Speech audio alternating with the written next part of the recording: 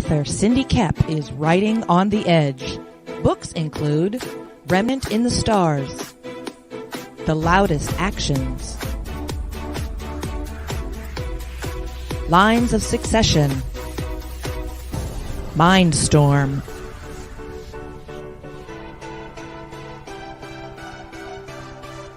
Condemned Courier, the Yerushalayim series, and Animal Eye. Find author Cindy Kep at CKOEPP.com today.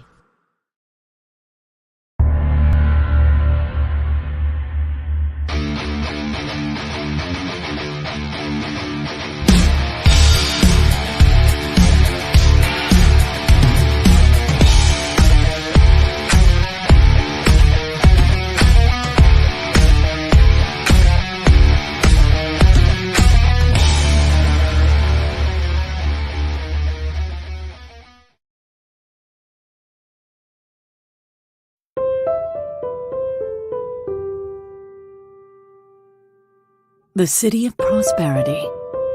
Riches for some. But for the masses, scraping by is all they can do. Meet Bitna.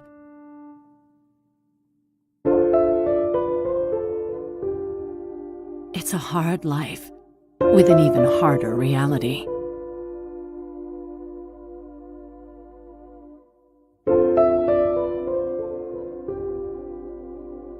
Living in the roughest part of town, it looks impossible to make it big. But maybe she will find it in a simple dress. The Radiant Sight, a new romance story by Martin Fisher.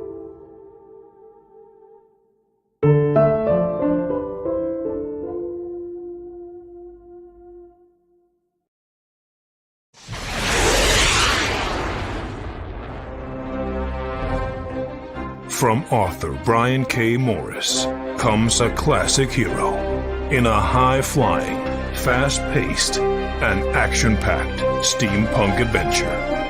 The original Skyman battles the Master of Steam with an introduction by comics icon and historian Roy Thomas. A Rising Tide, an Ace Comics publication. Available now in print or digital format on Amazon.com.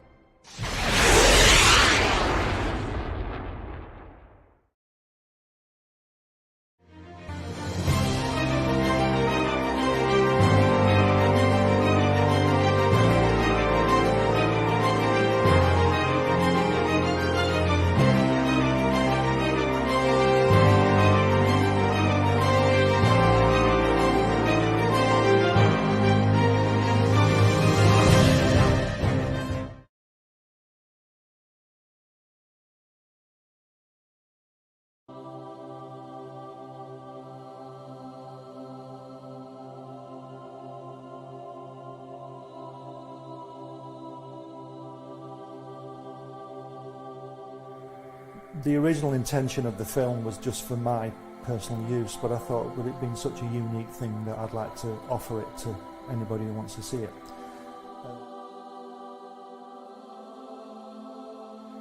On the first visit, Jack took us into his another room, a separate room, and there were these brown parcels full of artwork piled up, and he said to me, "You draw like I do." We were in the studio for 5 hours, you know, it was fantastic, and there's this, he's got this desk, and everything he's ever drawn has come from this desk, and then I would just go with the flow, and that's what this film is about. It's just a unique film of him.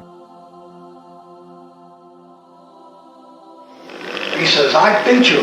He says, "They say we came in under the dead heat." He says, "That's not true because I beat you."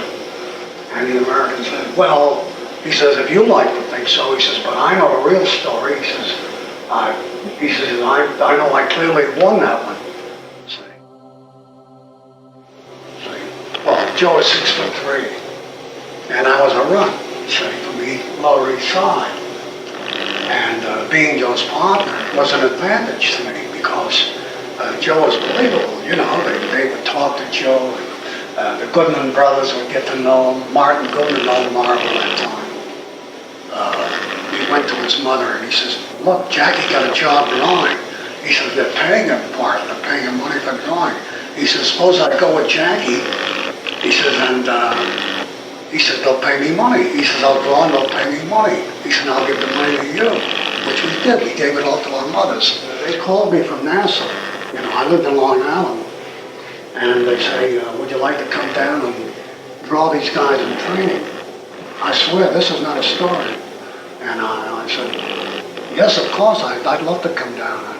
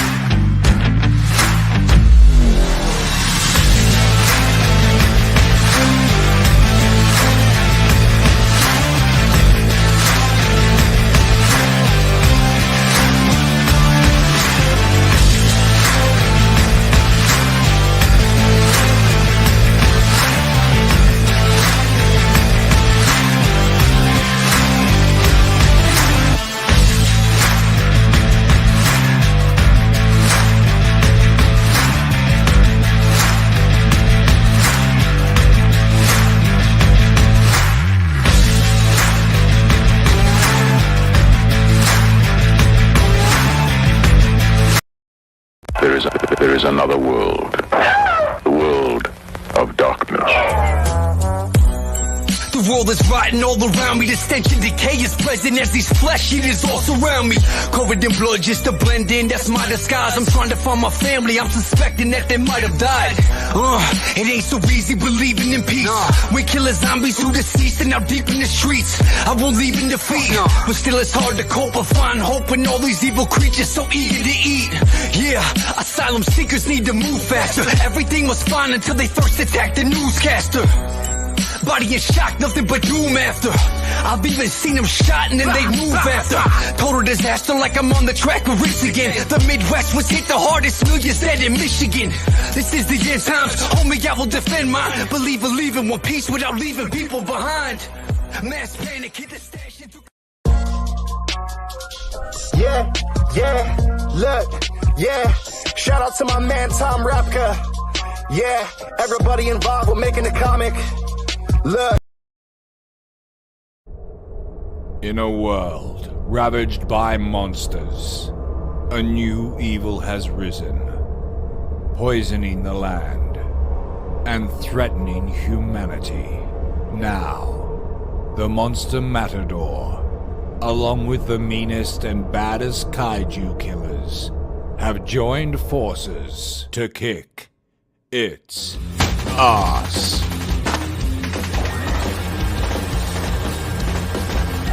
Monster Matador, Afropocalypse.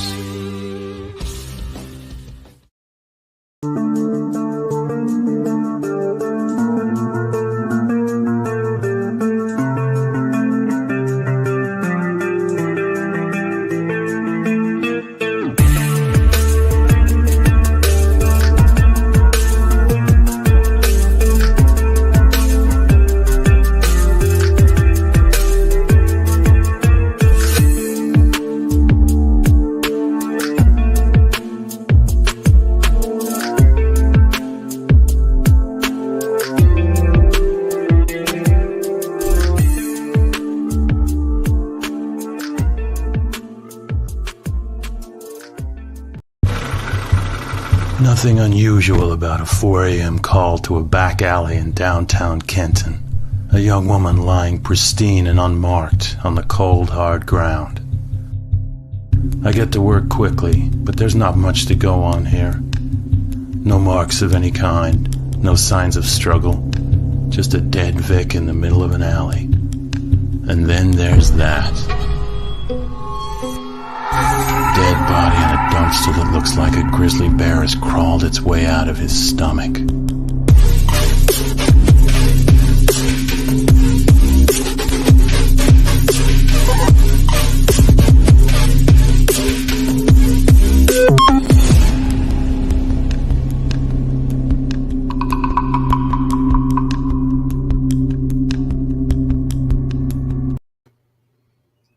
It is time.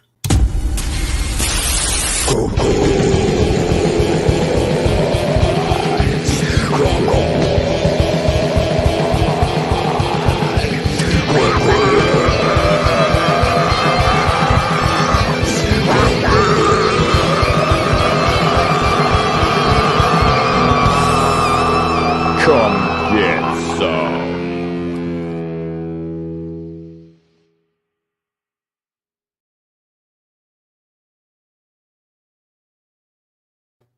Hey, yo, what's up? I just want to say right here at the top of the show, we still having connectivity issues with Comcast. So every now and then, everybody else is going to be just fine, but Pop's going to be frozen over here going. So, it'll happen about every 10 minutes for about 5-10 seconds. Please bear with us this weekend because Comcast sucks. What's up? What's up? CRoM CoN 26. We are here for another weekend with our friends.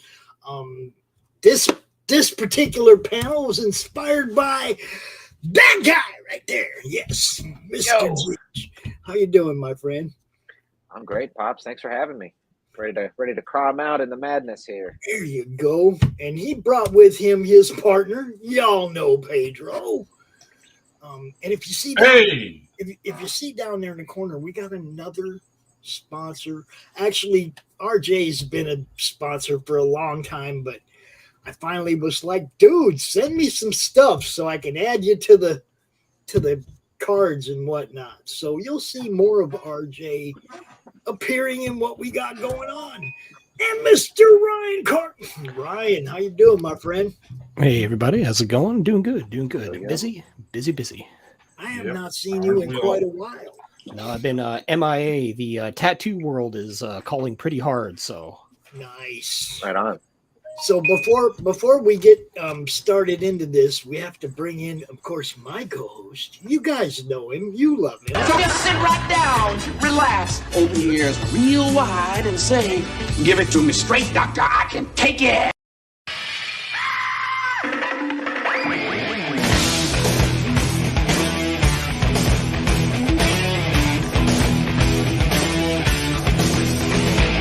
Chops out from under the wheels. Flaps up. No offense, Margaret. Contact. We're off. Rum. Doctor, give me the news. I got a bad case of loving you.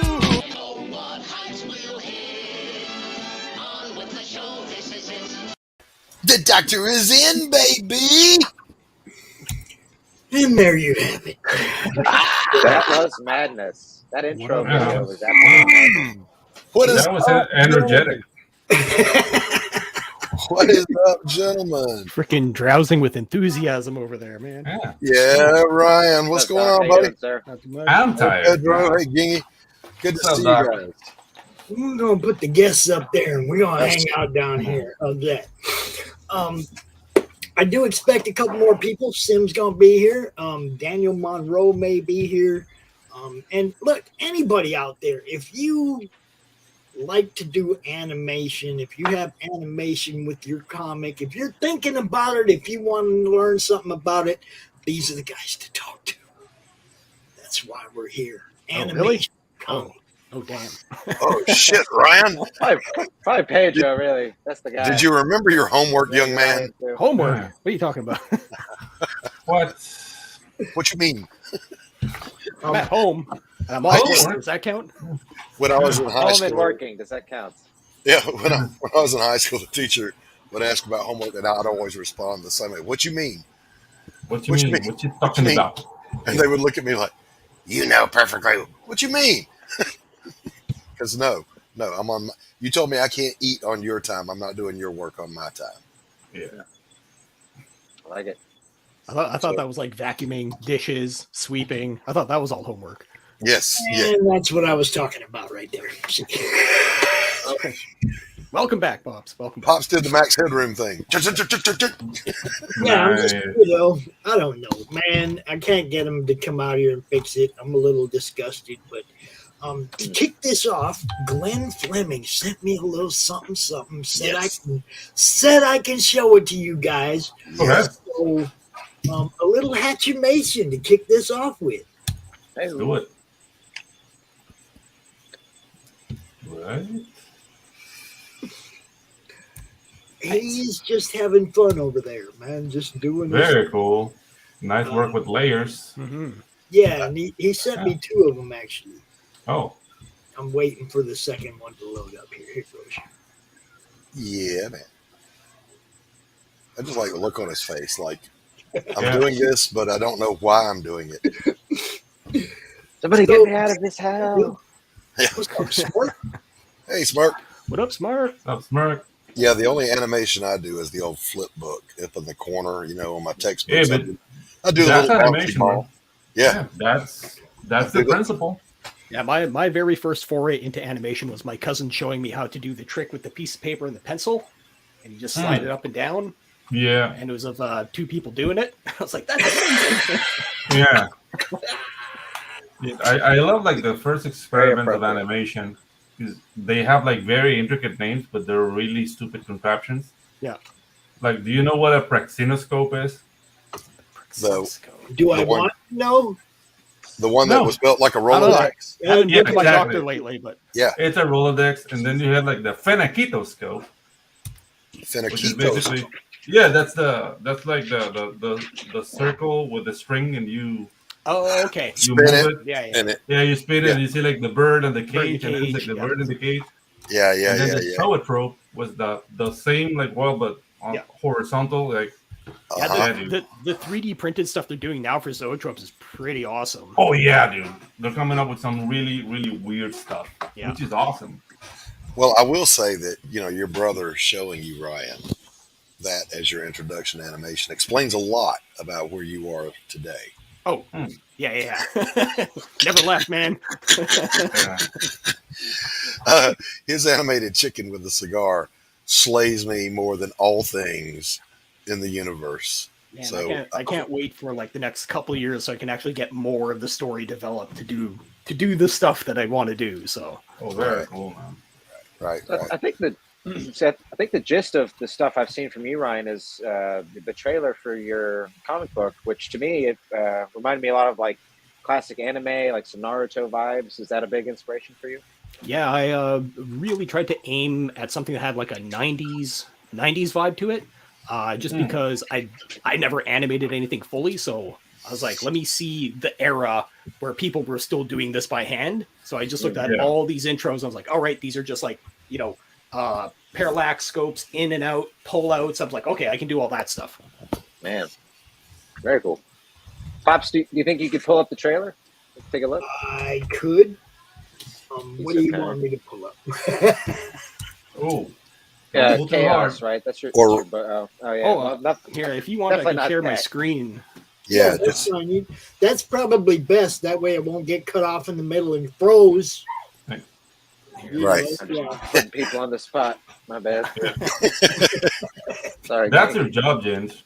Forever. I do that. You do what? Put people on the spot. Yeah. No, Pops made a doo-doo joke. Oh, beat me to the punch. Somebody's got to do it. Doo-doo jokes make the world go round. Oh, all the time. Here, I'll pop this in They're here. still funny. So this is the animated trailer I did for my current campaign, and this is with the drum and bass soundtrack to it. So cool. Nice.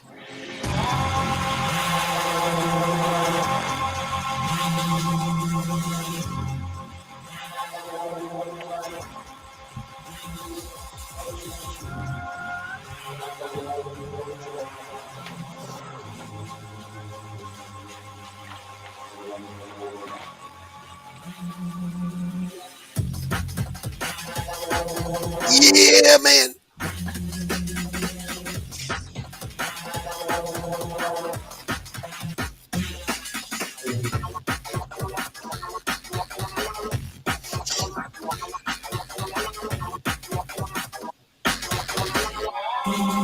Heyo.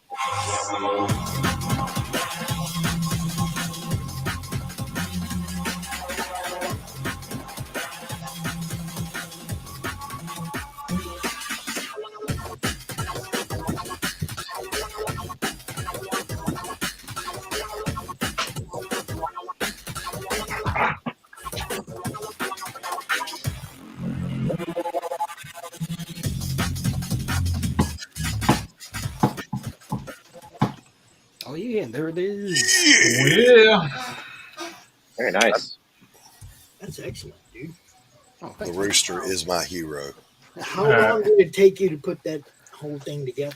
Well, like I said, I've never really animated anything fully, so I had to teach myself how to do it. So it took me about 8 months to figure everything out. Ouch. Because you've got to do, well, at least, anyways, I had to do like storyboards. One of the ways that I did it too is I found the music to animate to first. That way I knew where all my cuts were going to be. So once I had that, it kind of saved me a bunch of the time and process. So just really trying to think about how I can get ahead of the curve rather than putting myself in the corner and trying to work out of it. Right. Nice. Man, right on. That's the way it was done old school, was it not? Or is it backwards? It depends. Yeah. Japanese animation, they animate first and they handle sound afterwards. Yeah, that's why everybody's mouth just moves like this from one angle. That's why the lip sync sucks. But American animation, it's the other way around. They record the actor first, so you derive the acting from the delivery of the actor. Yeah. So that's why when American animation is done well, it's just it hits different. Chef's kiss, yes, chef's kiss. So, but I mean, if it's cheap animation, then yeah, it's gonna suck. So the old Warner Brothers watercolor cells and that stuff, it was dialogue and sound first, and then animated. Oh no, it was dialogue first, but Foley sound was done with the animation. Okay, all right. So that's the thing. Like for example, the fall of the coyote, like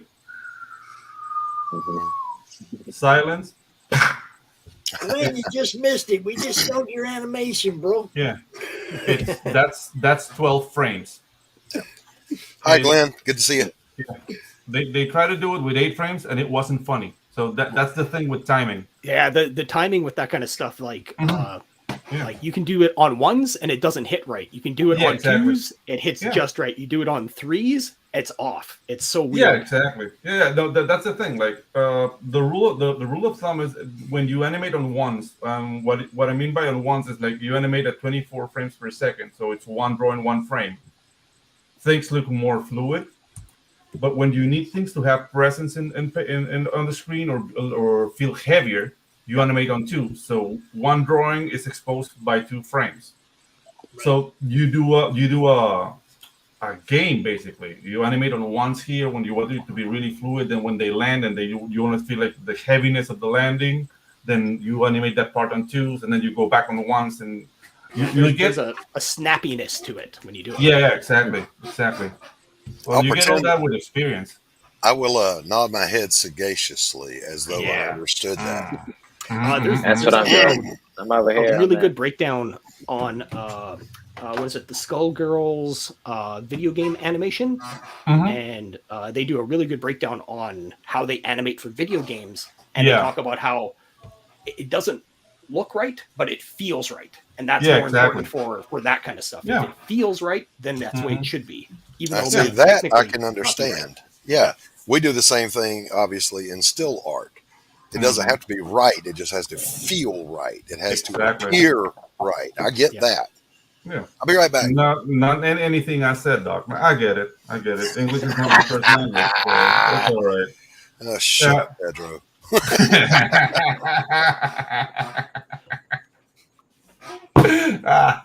But that's the thing. Like, like it has to feel right. Is when you animate, you're not imitating reality.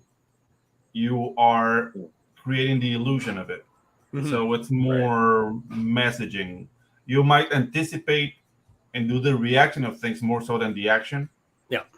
So that's the thing. Like that's what's different from comics. In comics, you want to like if you're doing a panel and you want to show the action, you want to show like if you're depicting a punch, you might want to show the contact. you know, like the fist going through the face and like the distortion. In animation, you want to show the anticipation of the action and the reaction. Yeah. But if you animate the contact, it feels weaker. Unless you slow it down. Yeah. Mm-hmm. Yeah, exactly. I mean, if the shot that's why, like in animation, it's all principles, not rules. Yep. All principles can be applied or not. Rules are like to be, and there's really no rules. Like if you want to go like bullet time, like just animate like the contact in slow mo, then you'll have to draw the contact. But if you want to go like fast action, if you want to be really violent, you might not even have to draw the contact. Yep. You just draw the reaction of it. I was just watching because I have a tattoo of Gogeta versus Broly coming up. So I was going through all the fight frames, and there's so many frames where it's just they're called impact frames, where it's literally just black and white smears all over the place. Yeah. And the characters are like over here, and then it's just like black and white, and then they're over here, and then it's black and white, and then they're over here. So you don't actually see anything, but your brain fills in the rest. Yeah, exactly. That's the thing. Nice. I actually like the fight sequences in One Punch Man the first season. It's by Madhouse, so it's freaking amazing. Yeah, that was freaking amazing, and I mean that's one of the best fights I've seen in this last couple of years. Demon Slayer did a great job too. Another one that is utterly mind-blowing is the final season of Boruto season 1. Yeah. Like the hand-to-hand combat in that is just bonkers. Yeah. The thing with Naruto and Boruto is that since it's so many episodes, and this is like I'm not really like ragging on it. What? Yeah, like I'm not really ragging on them, but the thing is like they put all the money in the fights. And the dialogue scenes or like the scenes between fights are very, very cheap, and they're jarring to me. Like I can really okay, please stop fighting. It's just it's just too jarring. But it has to do with a very pork ramen extra meat. That's all I got. That's all I got out of Naruto. Pork ramen extra meat. That's all I got out of it. I'm just saying. My son watched every single episode, dude, of every season, right? I walked through the living room, and there's my son, my 30-year-old son, sitting on the couch watching Naruto, and it would be like, pork ramen extra meat, boy. Yeah. Okay, Glenn has called himself out as a PAL system. In England, they use 25 frames per second for the TV set. So yeah, it was just funny. It's like 25 because I mean, in America, you go like film, which is 24, or NTSC, which is like 30 frames per second. Nobody animates at 30 frames, or unless you're doing CGI. But I don't really like how animation looks at. I really like to like animate at 24 because I have more control. Because I mean, like actions can be like 1/4 of a second. It's 6 frames. 1/3 of a second is 8. Half a second is 12. A full second is 24. With 30, you go like, okay, half a second is 15. 1/4 of a second is 7 point. So, yeah. So can I ask the panel here? Sure. Or I guess the animator specifically, but Pops and Doc, you can chime in, of course.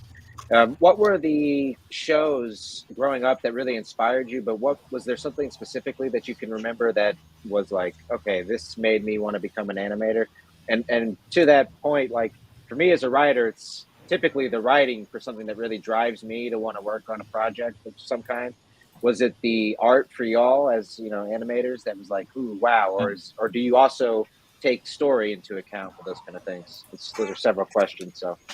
Y'all do your best there. Discuss amongst yourselves. Yeah, come on. Pedro, you answer first.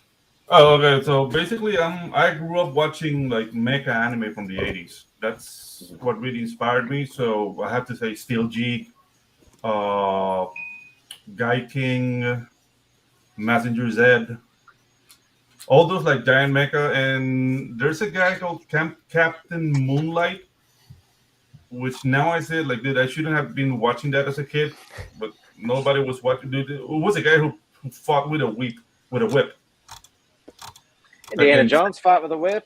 Come on. No, this was very like his motorbike looked like a dick. I mean, it's just like no, just I shouldn't have been watching that. And he fought this guy called Satan's Claw, who basically kidnapped women, and I don't know, it was like closed door and a lot of screaming. It just yeah, I don't know. Yeah, Ryan. Mine's completely different. I remember watching. Well, I grew up on Saturday morning cartoons, Walt Disney World, and they did this one special on the Wonderful World of Disney where they showed behind the scenes and all the animation. And they showed the Pinocchio, all the multi-level stuff, and I'm just like, what the? And then they showed a scene of the animators animating Winnie Pooh, which was just the episode that I watched previously. And I'm watching the animator, like just, drawing, flipping the pages and going through all these pages. And they're like, that's just for 1 second of the animation that you just watched. Yeah. And I said, nope, not doing that. I don't want to do that. I'm doing comic books. Yeah. But then as things progress, anime really blew my mind. The first time I ever watched like Fist of the North Star, I was 17. I was like, wait a minute, this can be done with animation? Because, it's Disney, it's Warner Brothers, it's all like kid-friendly stuff. But then you see like blood and guts and really severe stuff. I was like, oh, this is different. This is that different shit. Yeah. I'll go over here now.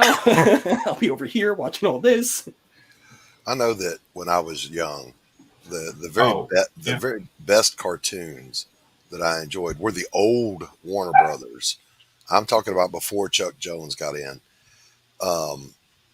And of course, I saw the same thing. I think that Ryan's talking about on the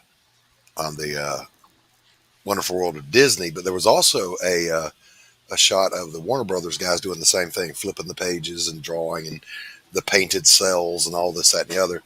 But then you would also see the Japanese stuff, the anime back in the day. I think the earliest I saw was Battle of the Planets or Star Warriors with the Yamato. And I was like, this is so cool looking, but there's, as a young kid, there's something hinky about it. The Yamato is moving this way, but the perspective never changes. And this goes on and that goes on. So it's like really well drawn, but, a lot of shortcuts of the animation. Yeah. And anime is full of that. That's the thing. Like the stories were richer, but they were working in such a limited budget. Yeah. The very worst were those the Johnny Quest and whatever, where just the lips moved. Or Clutch Cargo. Yeah. I mean, that shit just weirded me the hell out. I'm like, I'm not watching this. So, no, remember in Clutch Cargo, it's like human lips. Yes. Behind the drawing. That was very jarring. Yes. So this is an example, or like what I'm sharing here, an example of animating on twos. So here, as she falls, this is from Hammerella. I did this for Ryan Wynn a year ago, 2 years ago actually.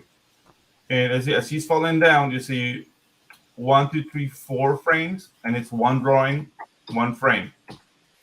As she starts landing, I wanted to pick more of the heaviness, so it's on twos. And then here, as she grabs this position, this is a hold. So what you get here, I separate the cape on this drawing. Like if I go here, the cape is in another layer. Okay. And then you hold it. You allow the cape to animate. And it goes down, all the way down, all the way down. As she goes up, the hammer is heavy, so the movement is on twos. But then she swings fast on the ones here. Oh, I see. You see, it's all about distribution of weight. And you make all your decisions. You plan your animation, and you end up with something that looks like this. And all that work for a couple of seconds.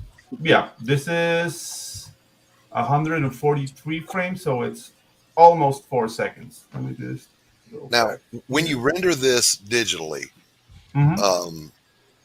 Are you having to draw each frame like they did back in the day on paper, or explain how that process works? Okay, so this software works like a normal, classical animation environment, but I don't have to draw on paper. I draw directly through a tablet.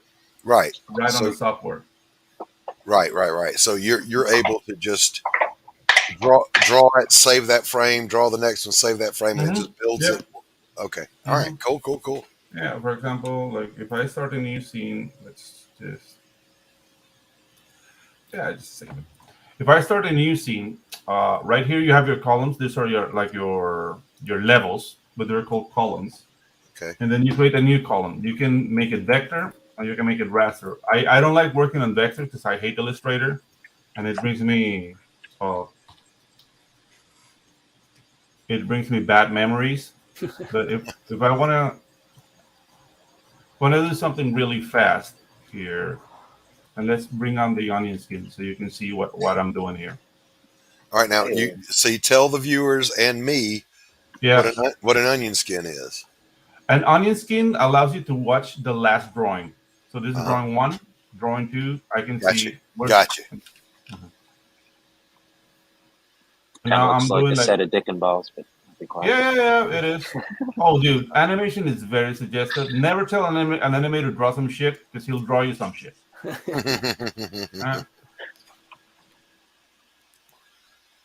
Look at that! How fast that's happening. Yeah.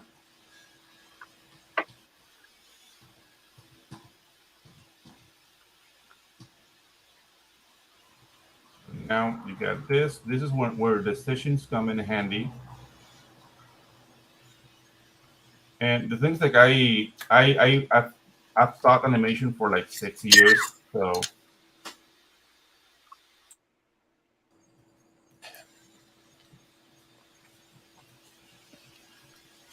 this is a flour sack exercise. Right. So, and with a flour sack, you have 2 volumes, the upper volume and the lower volume. So you always start like, okay, which volume is leading? If the bottom volume is leading, the top volume will follow. But then you can interchange because now the top volume is leading, and then the bottom volume will follow. Mm-hmm. Yeah, I actually teach the flour sack when I'm teaching drawing the human form. Oh yeah, the the shoulders, the hips, the way that the mass moves and divides. Yeah.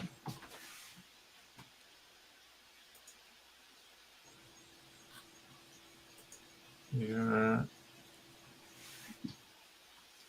Pedro, do you think you could put a set of cool sunglasses on that thing or something? Just right at the end there. James, why do you want to make my life difficult? I don't know, man. Like you take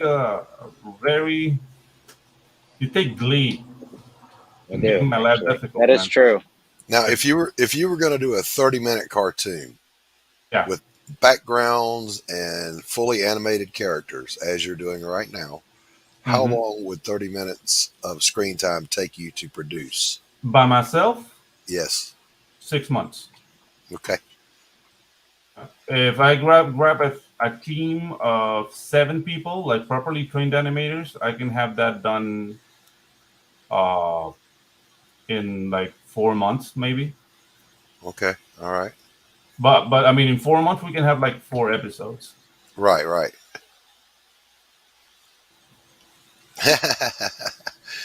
Glenn says, Pedro, see, now I'm going to have to throw away my software and employ Pedro. I'll never be an animator.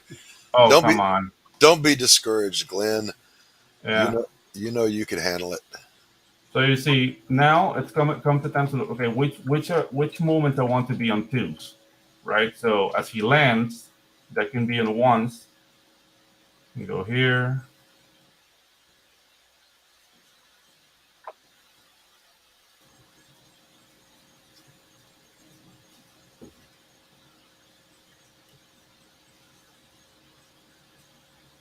I'm just gonna go out on a limb right now and say this may be one of the most educational streams we've ever done on my channel.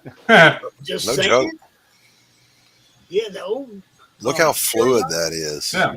So you see, that's the thing, and what's make it fluid is the positioning decisions and the exposition. So the exposition here, you see, it's position moments on 1s, moments on 2s. Moments on 1s, moments on 2s. And yeah, when you hear an animator talking like that, he's not having a teacher. He's talking about this. Yeah. Or he's having a seizure. Oh, probably. And yeah, but that way, like, yeah, you can try like a Heimlich maneuver or something. Help the poor guy. Nobody. Alcohol helps the animators too, I hear. So yeah. Oh, you have no idea. There's no such thing as an artist that doesn't have issues. Yeah. Such a creature does not exist. Yeah. So yeah, basically that's not the gist. Like, there's so much more, but that's like the beginning of the journey. Ends. Yeah. Yeah, it never ends. You never end learning, and you start staring at people funny. Mm-hmm. When you're an animator, like, yeah, you're on the subway, the bus, and you're looking at somebody, and they're like, "What the heck is this guy looking at?" And you're like, "Oh, now that is the same for all artists. Mm-hmm. Every artist I know, they start, and I teach this, guys, and you tell me if I'm wrong. I teach every art student I have, because I teach fine art, and then I do this stuff too. It is not this; it's this. Yeah, exactly. When you learn how to see as an artist sees, the rest of it's just mechanics. Mm-hmm. Yeah, there's a really good who just passed away, big comic book guy. Neil. Neil. Yeah, Neil. Mm-hmm. I thought you were going to say Bill Say. Oh wait, no. This is a different guy. This is a story guy. There's been a couple. Yeah. I thought it was Neil, but it's not Neil. There's a story writer guy, and he hangs out with Glenn Keane. And Glenn Keane. So Glenn Keane's like the best. Exactly. No, he's the best. So he ends up watching Pablo Picasso paint. Mm-hmm. And because Glenn's a master himself, he's seeing things that his friend who's a writer doesn't see. Mm-hmm.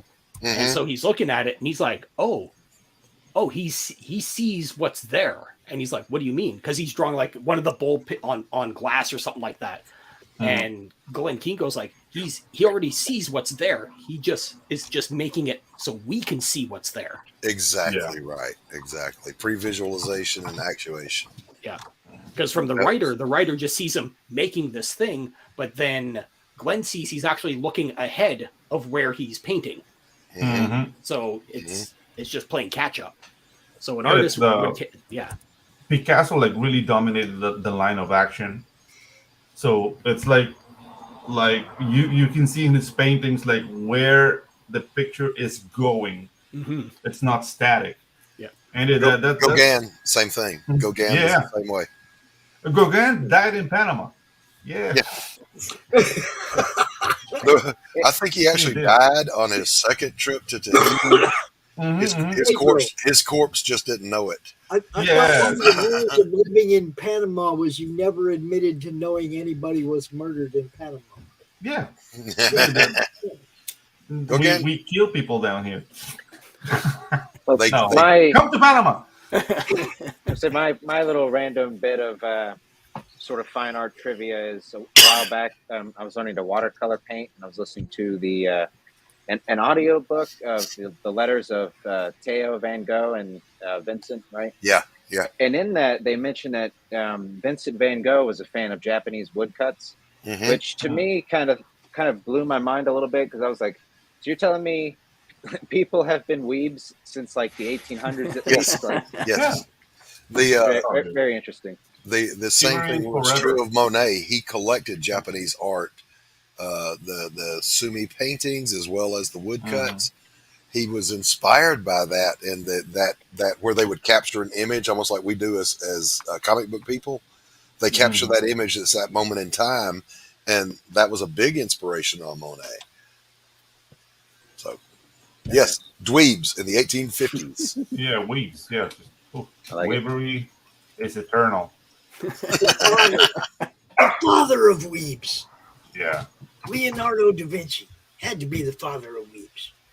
I don't know, dude, man. That guy's brain worked like a computer. I know. Yeah. In all aspects. That's what I mean. Yeah. It's like art and mathematics and written word and everything. Picking up cadavers, all that kind of stuff. Yeah, well, why not? Somehow they were cheap. Everybody say hi to Chris. That's actually Chris. Hi, Chris. Hello, Chris. Hey, Chris. Bye, sir. Yes, Glenn, exactly right.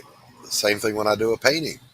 And when, like, for example, right now I'm working with Rex on one of his stories. He didn't even have to. He sent me thumbnails, but when he told me the story just over the computer, I already saw the pages and the panels, and I know, and I don't even know what to call that except pre-visualization, but not pre-vis in the animation sense. Yeah. No, the previs is very new. Like that started with Lord of the Rings, like the whole previs thing, which is basically making like a very cheap CGI mock-up of the scene because the director can't really visualize with the storyboards. Yeah. Oh, okay. Let me. Okay, I'm gonna share a video file. Okay, I'm gonna give a little shout out to everybody else's. Do it. What's up to all the other people streaming right now? You got Art and Stuff. Joe Sontag is over there. You got Peter Samedi. He's live. Oh, and we got Frozen Pops. Yeah. Hey. Max Headroom, ladies and gentlemen. Probably didn't hear a word I said through all that, did you? Yeah. We did. We got all the way up to Peter Samedi. So okay. Yeah.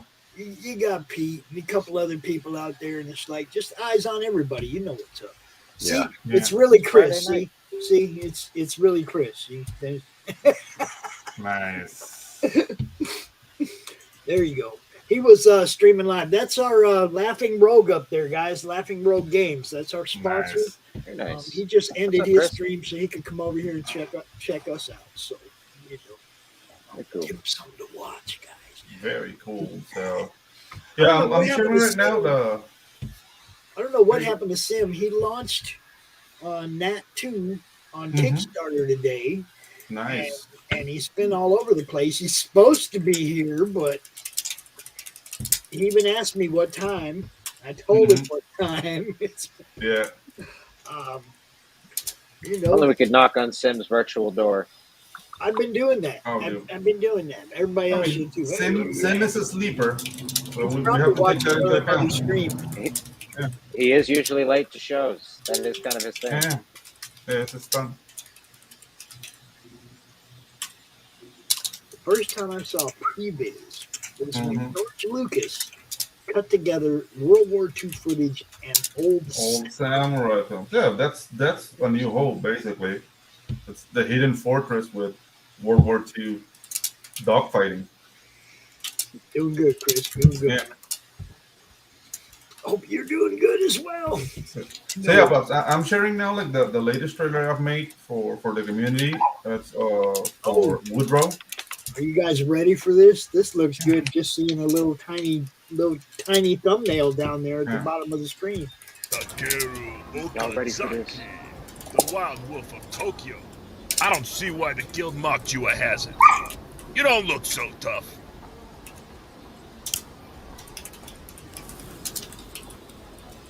I don't have time for bounty hunters.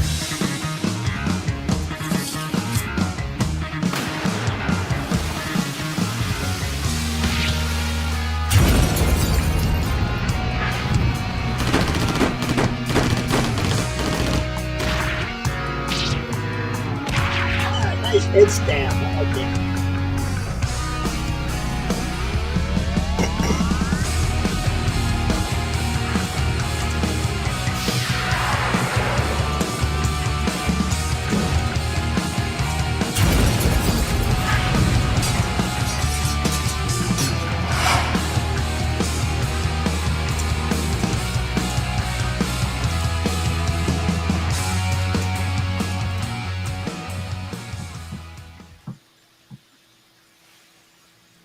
So yeah, that's it.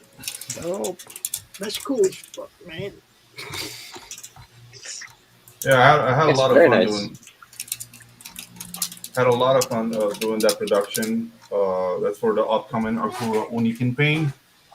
So back Woodrow. The book looks amazing. Like I had the opportunity to see the book just to like pick up some scenes to animate. Like these are all scenes that are in the book. So yeah, it looks really cool. So So did you when you- go ahead. Go ahead.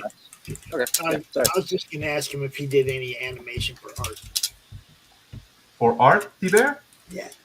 Yes, I have. Well, let me just look for that. Oh, not Are you yet. allowed to show that? Okay, I'll look at it. Yeah. Yeah, no, Art's what gonna I send his can't hit show. squad out. I can't show the book, but I can show the animation. Let me find. Yeah, it's this one. Yeah, that's right. Yeah.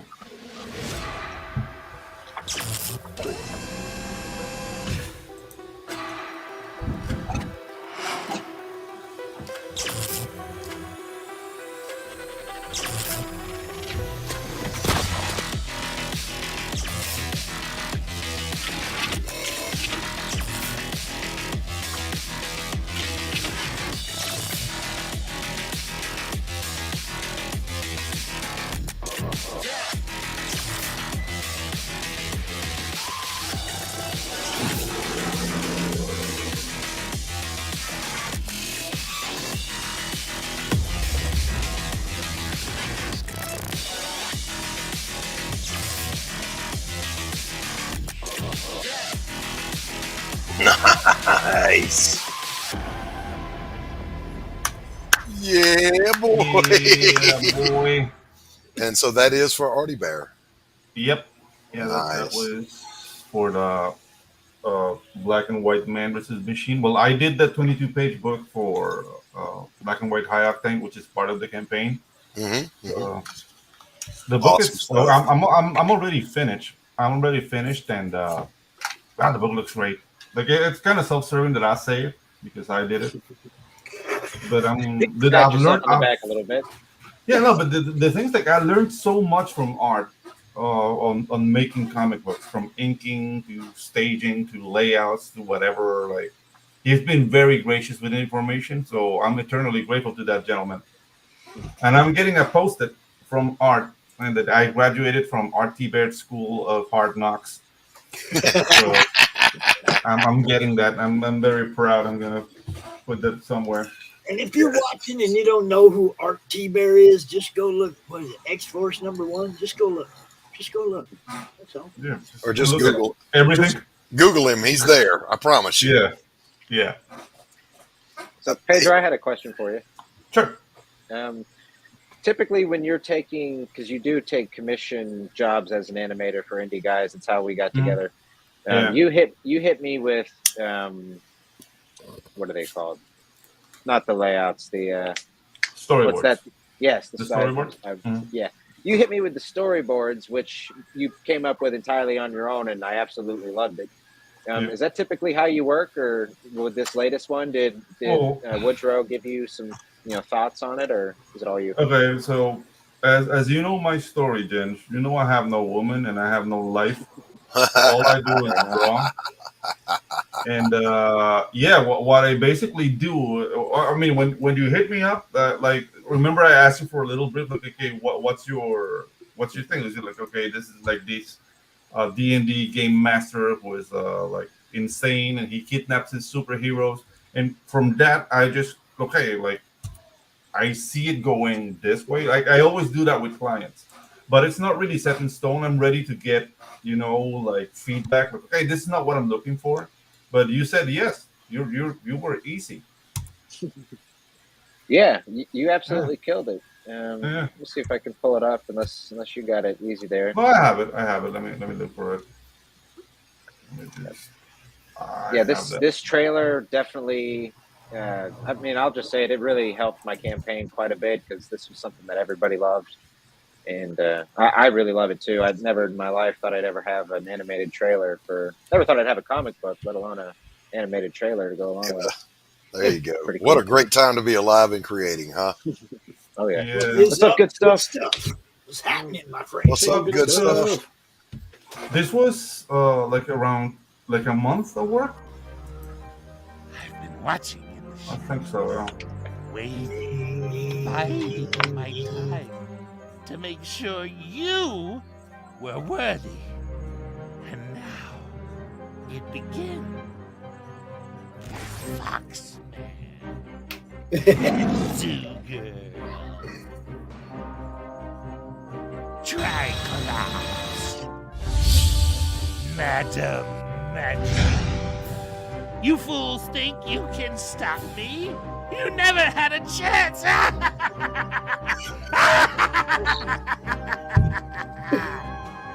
Spells and superheroes. Oh, that's the one without the logo. Sorry. That's all good. Yeah, that had an awesome logo in the end, made by Gambino, right? Yeah, Anthony Gambino. Anthony Gambino made the logo. Sorry, Anthony. Yeah, So, so that was fun. awesome. Yeah, like that was my third indie trailer. Is I did Horatio Honeyflakes for Alterna, then I did the Hammerella Thundersmoke trailer, and then I did yours, and I haven't looked back, man. Yeah, I was gonna say that dude had a little bit of a Joker feel, just a little. Yes. That guy, I actually asked for that specifically. I found his name is Dummy Man on Fiverr. That cost me $30, and he did. It only took 2 takes. And what I asked him for was Mark Hamill's Joker plus Chucky, the doll, the killer doll. I really love that laugh that he has, and just he sounds like that. Both of those characters sound like pure maniacs. They kind of are. So. Yeah. And that's the thing, guys. Like, you want voice acting, go to Fiverr. Like, you can get a really good guy for under $50. And yeah, dude, like it's not that prohibitive. Yeah, Dummy Man. $30. Good stuff. Okay, let's not say maybe he's priced himself up a bit. I hope he has, honestly. Yeah, let's not call him the $30 guy. It is the $30 guy. That's $1 million voice right there. Yeah, exactly. There you go. That's. Hey, I'm a big fan of that kind of stuff. Like when they made the trailer for the CRoMniverse, Doc voiceover.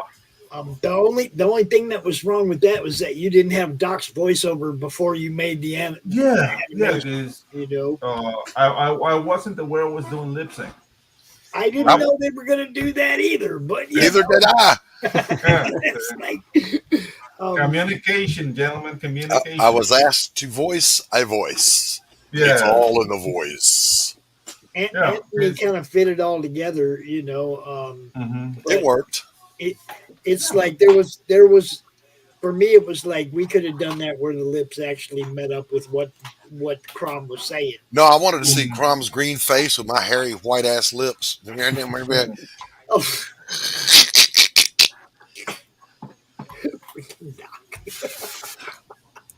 not going to say a thing. My brain goes to these bizarre places. Yeah. I do apologize. Please don't. I'm just picturing it, the lips superimposed over cartoons. It is always unsettling. It's extremely unnerving, man. Yeah. The SpongeBob SquarePants intro is, are you ready? Oh, right.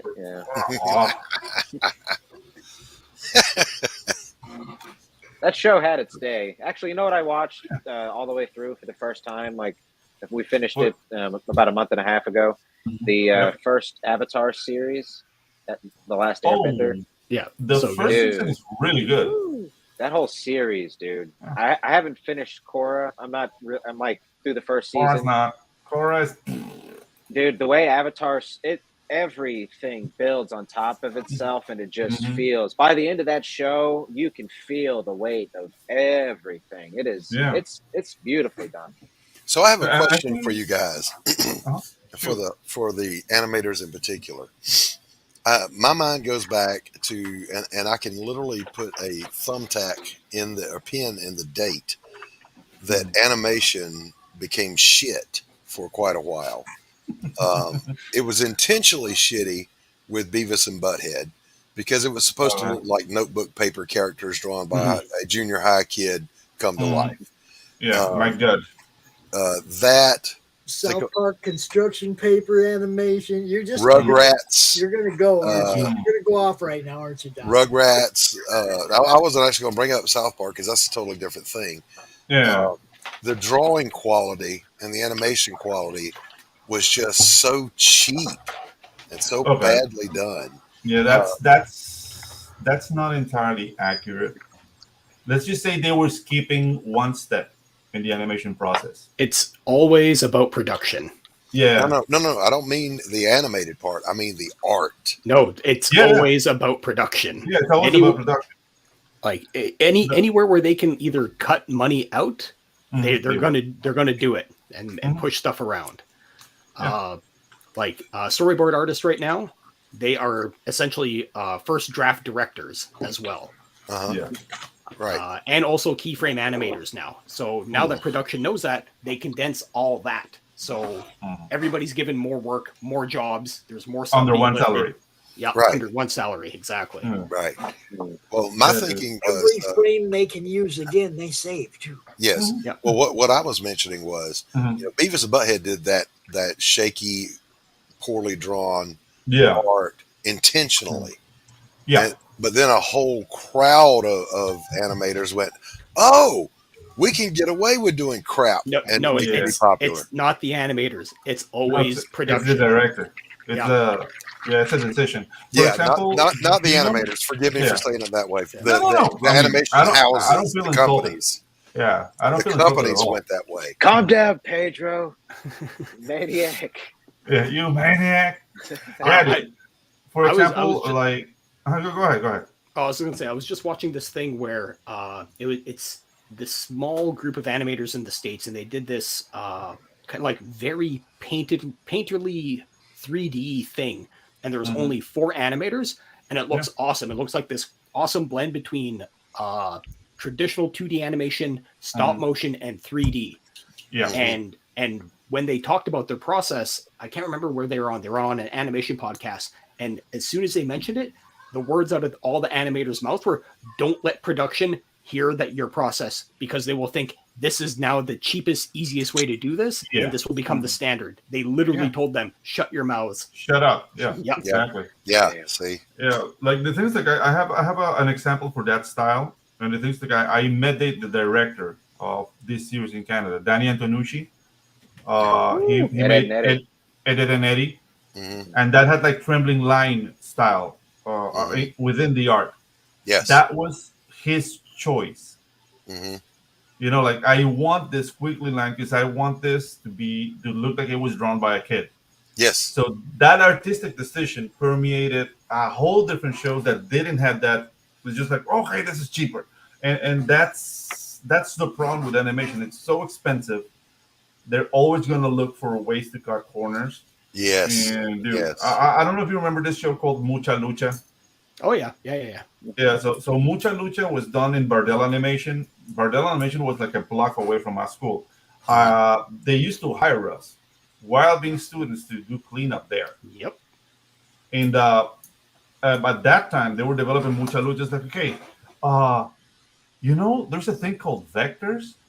And we're using Adobe Illustrator to construct our this explains the nightmares that you have about. Yeah.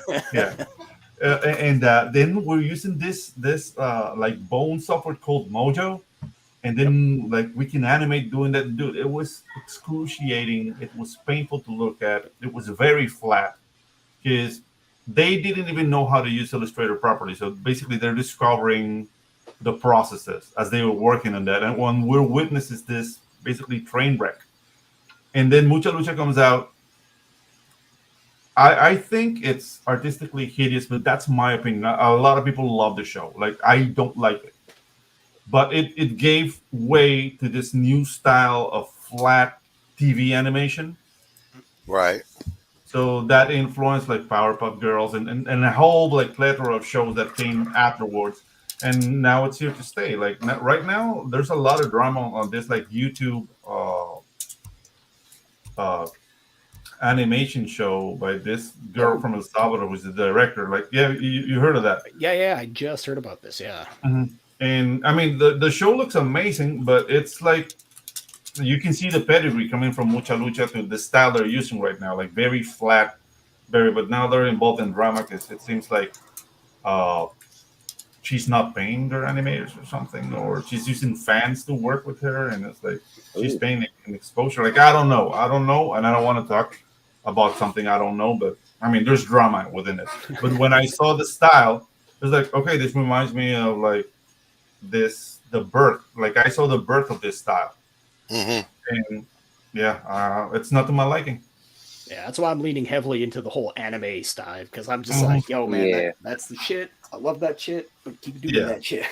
Yeah, dude. I mean, my favorite show lately has got to be Black Dynamite, the animated series, which is more American, but it's like real. Okay, I don't want to call it real animation because that's insulting to everybody else, but it's more traditionally done. Yeah. You know, so yeah, didn't LaShawn Thomas do a bunch of storyboards for that? Yeah, they did. Yeah. The Boondocks, which is like more anime inspired, but it's the same production. Like it seems like those shows are very expensive.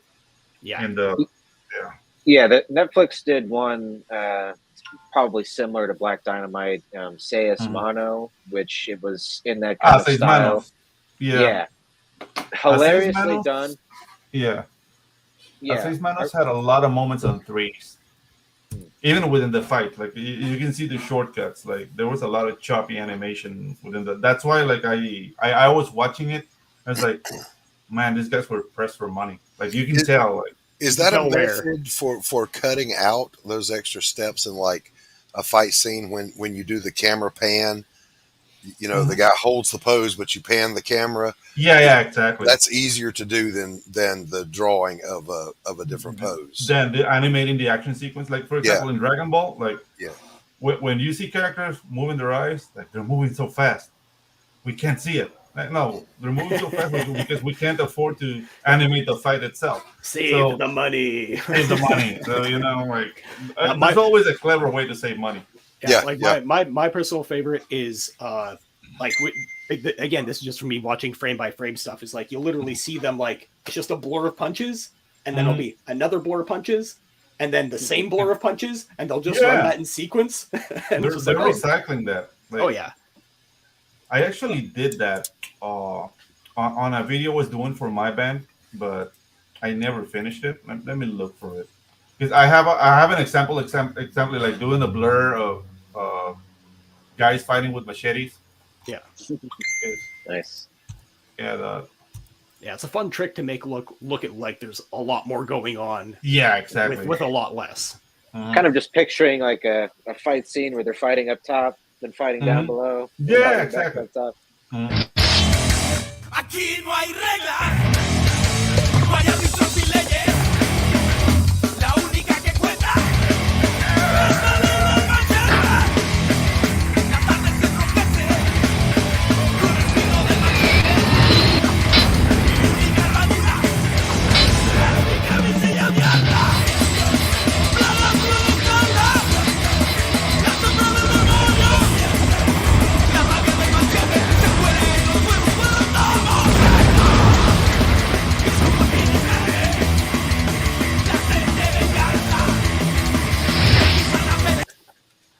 And that's the end of that. That's awesome, man. Yeah, we ran out of money. Not awesome. Yeah. So there's that sequence where they're like fighting with. It's just like two still drawings, and I only animated the blurs. Yeah, and then you just that saved me a lot of time. Oh yeah. Yeah, well, and that's the fun thing too. Is finding out where you can stretch and pull those little cheats and stuff like that. You're like, yeah. I mean, from then on, they were gonna go like into the sky and just fight like Dragon Ball style. Yeah, exactly. Yeah, like I was going all out, but then like the guys like, dude, we can't pay you anymore. Like, oh shit. Okay. Well, I can't draw anymore. Yeah, exactly. Like I need to buy some spam. You know, like you need to eat chorizo. Yeah, chorizo and rice.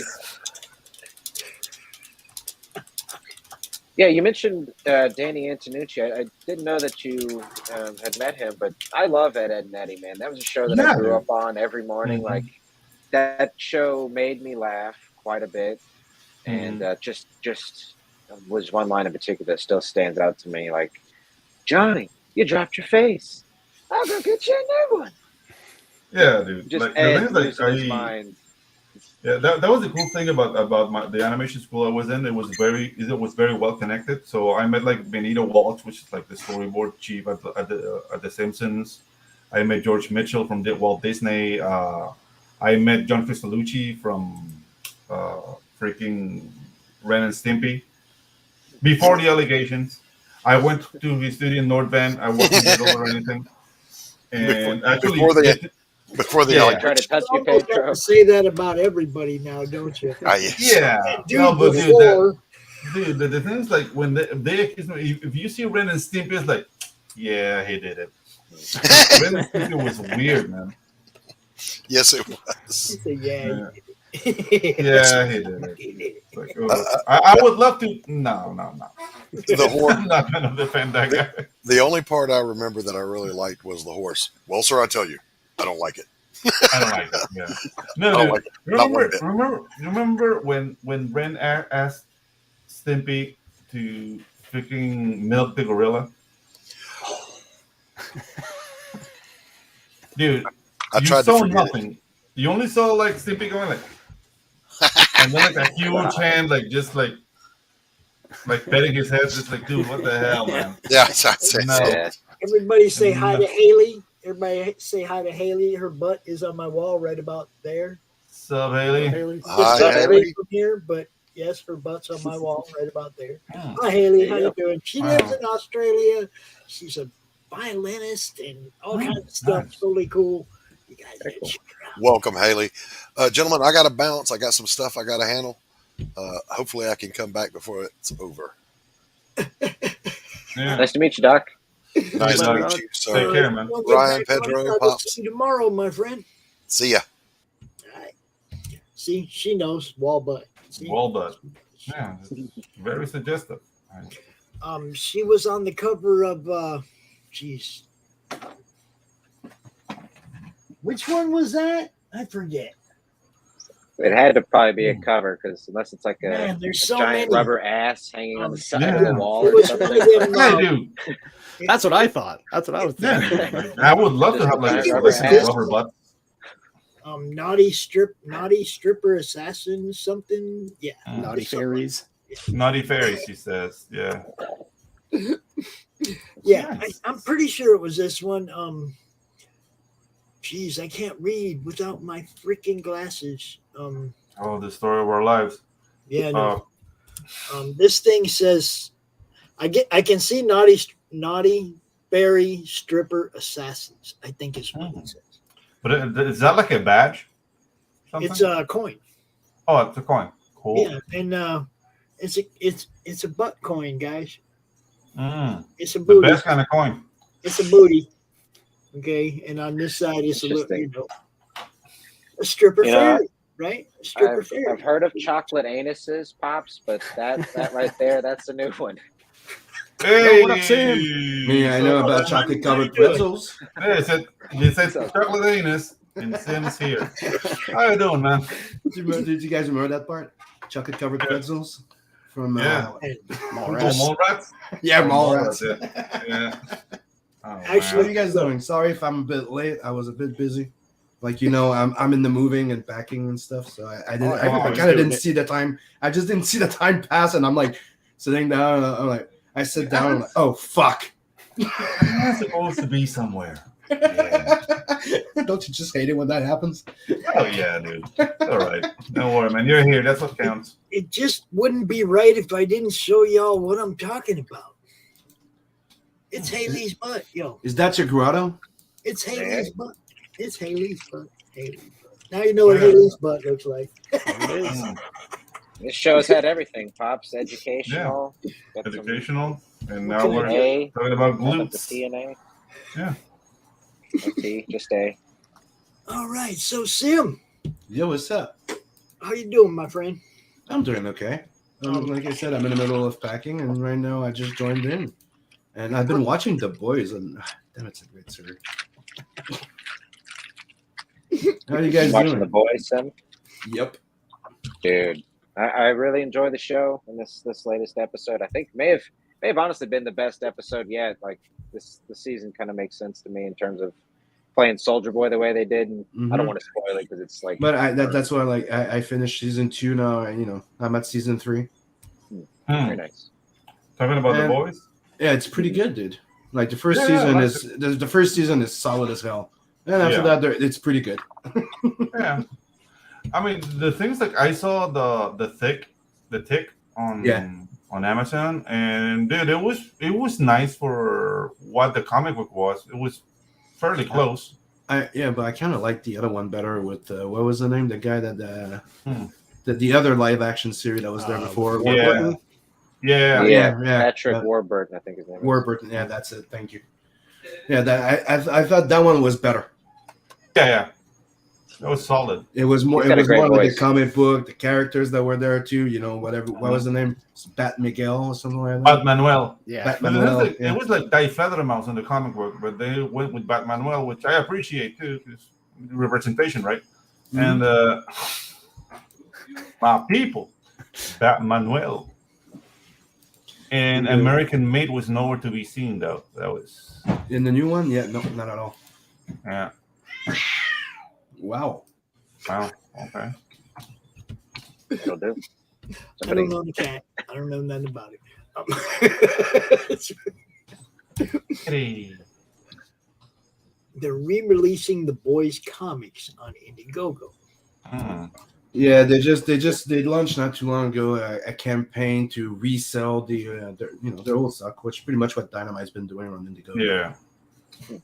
That's Dynamite, right? Yeah. Yeah, and the comic book is great. But if you like the series, I don't know if you know, but there's an anthology animated series of the boys called Diabolique, and it's pretty good too. There's like 2-3 episodes are like meh, but some of the rest are pretty good. You know, it's like watching Love, Death, and Robot.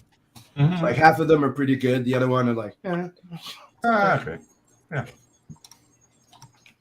Man, it's rough out there tonight, man. You got Mandy and Allie, and and I don't know if you guys know this, but Love, Death, and Robot was going to be heavy metal, the series. So if you're into that type of stuff, go watch that series. Yeah, Love, Death, and Robot was solid.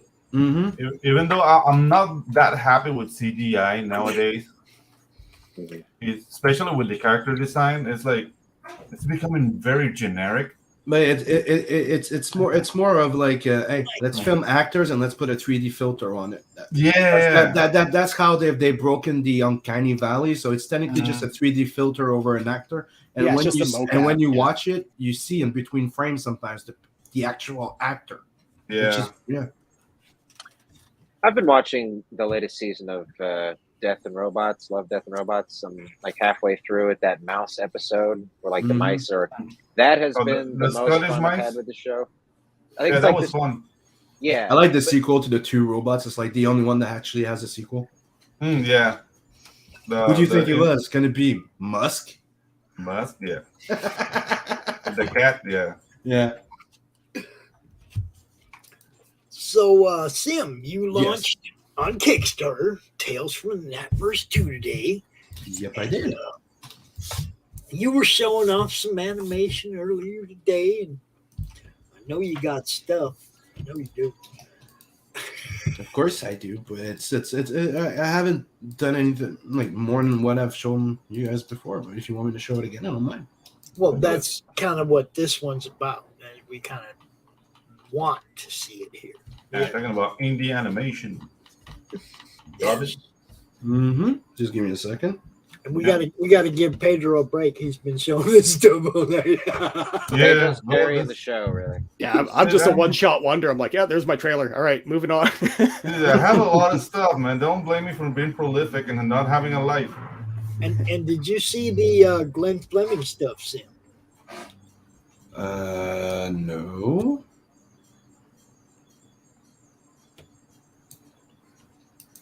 I feel like this guy's listening to elevator music as he's zipping through space. Hatchamation. I kind of like elevator music. You get the right tune, might catch your foot tapping away. Music. It's the best kind of music for taking a dump. You know. Yeah, sure. I guess. That and polka. Yeah. Oh, yeah. Polka will give you rhythm. That's if you want to go like in and out. I'll start the accordion. Yeah.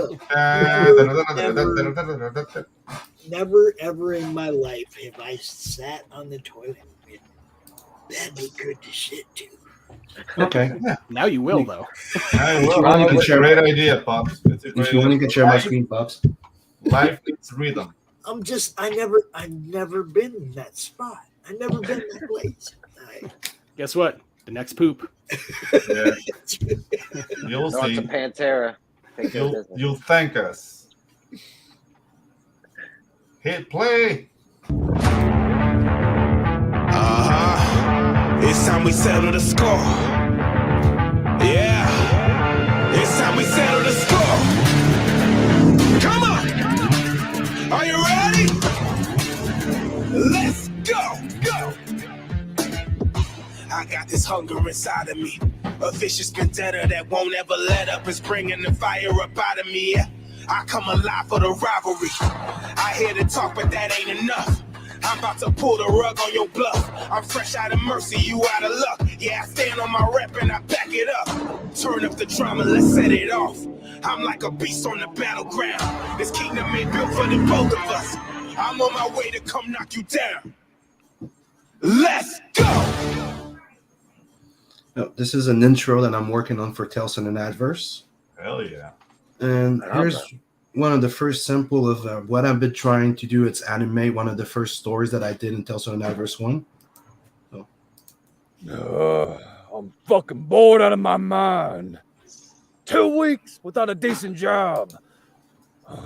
Playing Deliver Boy sucks. Tisk tisk. You should consider yourself lucky, not? At least we got someone. I know, but I need some action before I go ballistic. A little bit of risk, a little bit of action will be good for a change. The recent ones were too easy. Point A to point B jobs. I'm sure you can find some poor loser with a bounty on his head somewhere. I'll go check the bounties on the Space Cowboy Central site. You know the risk. Yeah, just do it. Incoming call from Merv with a special job offer. But you remember the last job we took from him, hmm? Yeah, but we lose nothing just by checking. Put him on the big screen. Okay. Yeah. Very nice. This is technically like the blocking I need to go through in between. And here's a bit more of that. There you go.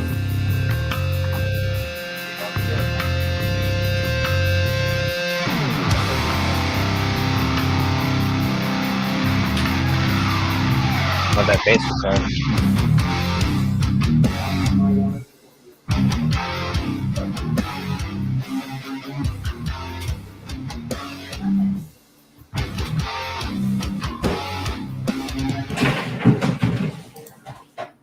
So yeah, this is so some of the animation blocking that I'm working on for the first animated episode of Not the Merc.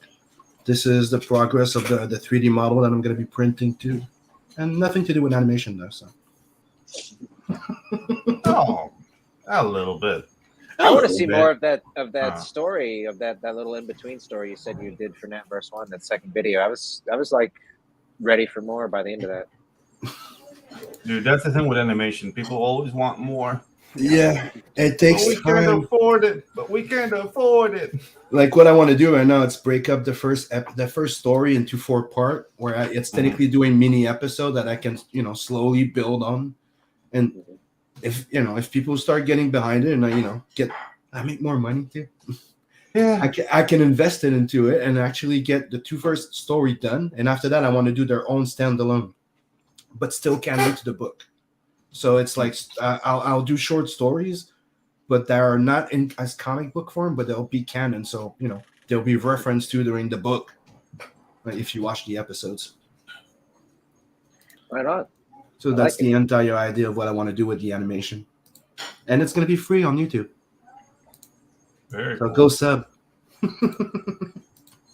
Hit the sub. Your boy Sim. Go sub to him and him and him and him. Yeah, and when I reach 1,000 sub my channel and get monetized, I give away a X-Men Omnibus #1 by Jim Lee, Chris Claremont, Cy Bushtree, Liefeld, Art T. Barron there too as well. Beautiful. Right on. I've been trying to figure out what I'm going to give away when I get to 1,000 subs. I've been trying. I mean, it's a hard It's really hard. This stuff that Your I maiden's honor, pops. the That- stuff that that up I for the- love, for I the don't taking. want to give away. You know what I'm saying? It's like, and I don't want somebody to think, oh, he gave that away because he don't care about it or like it. You know, I mean, I got a lot of stuff. Oh, you want to make it hurt? Okay. You know, Oh, this yeah, explains I mean, why I haven't been having any channel growth. I've been saying I'm giving away a giant 18-inch double-ended dildo, and I haven't been growing at all. Yeah, you're only gonna get so many likes on it. No. If you want that to work, you have to get the new Lightyear model. Yeah, that's like the dildo fist combo. Yeah, it's like the Lightyear. Maybe I should go for that instead. Maybe I get more traction. One size fit all. Man, that Lightyear movie. Okay, check it out. I think I have it. I think I know. Wow. I think The I know. dildo fist combo. There's a line in Hold the on, dark. I got this. I got this. A while back, Jim O'Reilly donated something to the Madness to auction off to help pay for, costs and stuff. Like over a year ago, probably. Mm-hmm. But it wasn't something that he gave to me. It was something he donated. Stupid internet connection. I swear to fucking God. Yeah, Comcast pissed me off. You're good, Pop. You're good. It's only going to happen when I'm talking. That's what I'm Yeah. Okay, so he didn't give this to me per se, as he donated it to generate funds for the Madness. So when I get to 1,000 subs, and let's say 1,050, so we're not doing that above below. When we get solid into the 1,000, Jim O'Reilly did this beautiful Suicide Squad after Jim Lee. Man, tight and very nice. I'm going to give this to somebody when we get to 1,000 subs. Man, it's a big sheet of paper. This is beautiful, dude. Absolutely. And it says Jim O'Reilly after Jim Lee. He did it 2 years ago. Dude, it's a beautiful freaking piece. I don't even want to give it away, but like I said, it was something that was donated to the Madness, not given to me, so I don't feel, bad putting it out there as a gift for somebody in the Madness. Right? All right. There it is. You heard it here live. This is what I'm going to give up when I get to 1,000 subs. We're only about 370 away, right? Holy, yeah. You're well on your way. And if somebody gets me all 370 real quick, I'll fix the drawing. I will. Got an inside man if you can make it happen. Oh, shit. Yeah. Dude, he said, what the hell, Robot Cardinal? Yeah, smart. It's a badass piece, man. And I would be sad not having it up there on my wall, but at the same time, I'd be happy to have that many more, the possibility of that many more eyes on what you guys do. It's a worthy trade, so, because that's really what I'm about, is getting eyes on what all you guys do, man. Awesome.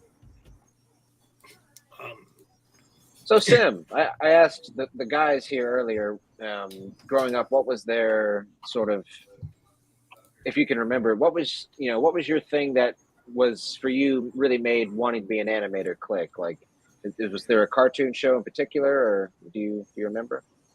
Like, what made you want to be an animator specifically? I always liked movement, and it's one of the main things that I've always liked about Frazetta and all those other artists. Like I've never got into reproduction art, even though I can admire and acknowledge the talent that it takes. Right, it's not something I'm into. I really like the storytelling more than reproduction, if that can make sense. So I grew up doing watching anime. Ryan could probably say we have a lot of anime from France. So a lot of anime that you guys don't have, we have them in France from France here, right? And it's easier as access. So I had access to Captain Harlock Grandizer, G-Force. Like that's what I grew up watching. You know what I mean? So I've always had animation. I mean, like it's something that to me it's embedded in my thing. I love watching anime. You know, like I freaking I was mesmerized when I saw Gunnan, which people know as Alita Battle Angel. Well, if you go see there's an original OVA of it, and I that mesmerized me when I saw it the first time. And there was Appleseed, right? But the thing that really got me into wanting to do animation is the fact that I wanted to do comic books all my life, right? And studying movement and posing and cinematography and stuff like that. I'm like, well, if I want to do something else than that, it will be animation. And that's how my progress got into animation. And what got me like really serious to go to university, college and university was The Incredibles and Appleseed, the 3D animated, and Ex Machina. Those are the two movies that I saw, and I'm like, they finally found a way to do something stylized that's not just for fucking kids. And in 3D. Pixar, yeah. Early Pixar. I'm not an animator or an artist, but I am a writer. And for me, early Pixar, like that was definitely probably the first company I sort of wrapped at like 17, was like sort of starting to wrap my head around maybe being a writer one day. And I was like, I know, I want to write for Pixar, because like Ratatouille had come out. I think WALL-E had come out, but I actually kind of enjoy WALL-E. I don't really pay attention to whatever sort of political undertones, but I just like the movie. But I also come from a generation where in comics where you had a lot of animation frames. Like not everybody did it, but Bagley was one. Frank Miller. Everything was animated frames. Like you would see, like if you remember, Bagley did it a lot, where you would see Spider-Man jumping from one building to the other building, swing to the left, then jump over a pole, and all in one frame. And yeah, it's the type of stuff that got me into animation. And I always like animation. Like when you go to college, when you draw, you did those flip books, but I never actually thought of doing animation until I discovered computers. So how long have you been animating, if I may ask? You could say 2008. Very nice. Yeah. I went to college, studied 3D modeling and animation. Then after that, I went and I have a bachelor's degree at NAD Center in 3D animation and digital design. Right on. Cool. So the only thing is that I've never really worked into the animation field. I did storyboard, I did concept art, I did more character designs, but I never actually worked as an animator. So are you familiar with like CGI? Is that what you mean by 3D animation? Yes. That type of stuff? Okay. Yeah, 3D rigging and everything, modeling and all that stuff. I studied that, and to study that, you study also 2D animation first, because you need to learn the squash and stretch, how to do all the pacing and all the keyframe stuff like that. It's the core of everything, every freaking thing.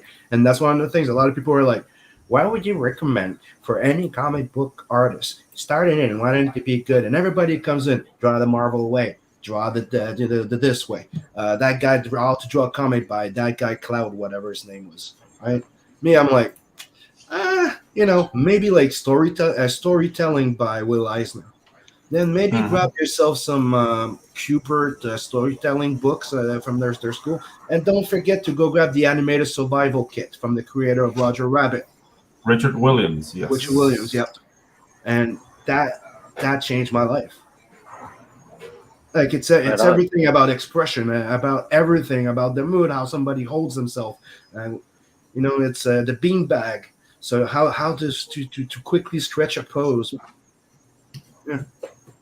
And as soon as Pedro I said beanbag, you saw Pedro going, yeah.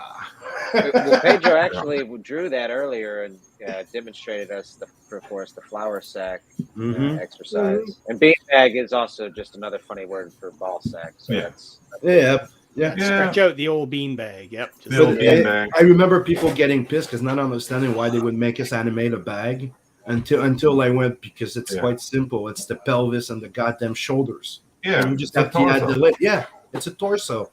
It's Kenny. It's like that's what we're animating, and at the end, they also made us animate the lamb from Pixar. We had to give it life. Yeah, very cool. So the type of animation that you trained in specifically originally was, like stuff that Pixar would be using because they're kind of 3D animation guys. Yes, very that's what cool. mainly in. Yeah, very nice. And I specialize. Do you still dabble in that at all, or? Yep. Yeah. Like right now, I'm modeling the 3D model of Nad that I'm going to be printing. Yes.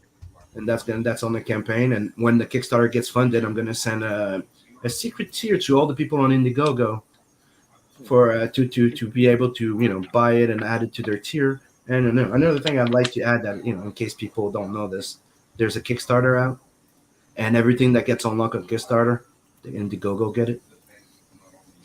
Yeah. Fuck yeah. So it's my way of going, thank you for backing me on Indiegogo. Now let's get more people, and you get the better deal out of everything, because remember, if you back during funding with me, you get a free sketch card and you got 2 prints with it. And the people on Kickstarter have to pay $35 to start at that point. All right, I like it. Big ups to the Indiegogo guys. And everything that gets unlocked, you get it too. And like that, if you decide to go back to Kickstarter because I don't know, you want that exclusive naughty cover or something, well, you get double the rewards as well. Pedro and I are going to take his book Tropical Magics to Kickstarter here in a couple months. Maybe sooner than that even. Yeah. Do you like it over there? Do you? I've got like half the page filled out. I will say it's a different way of thinking.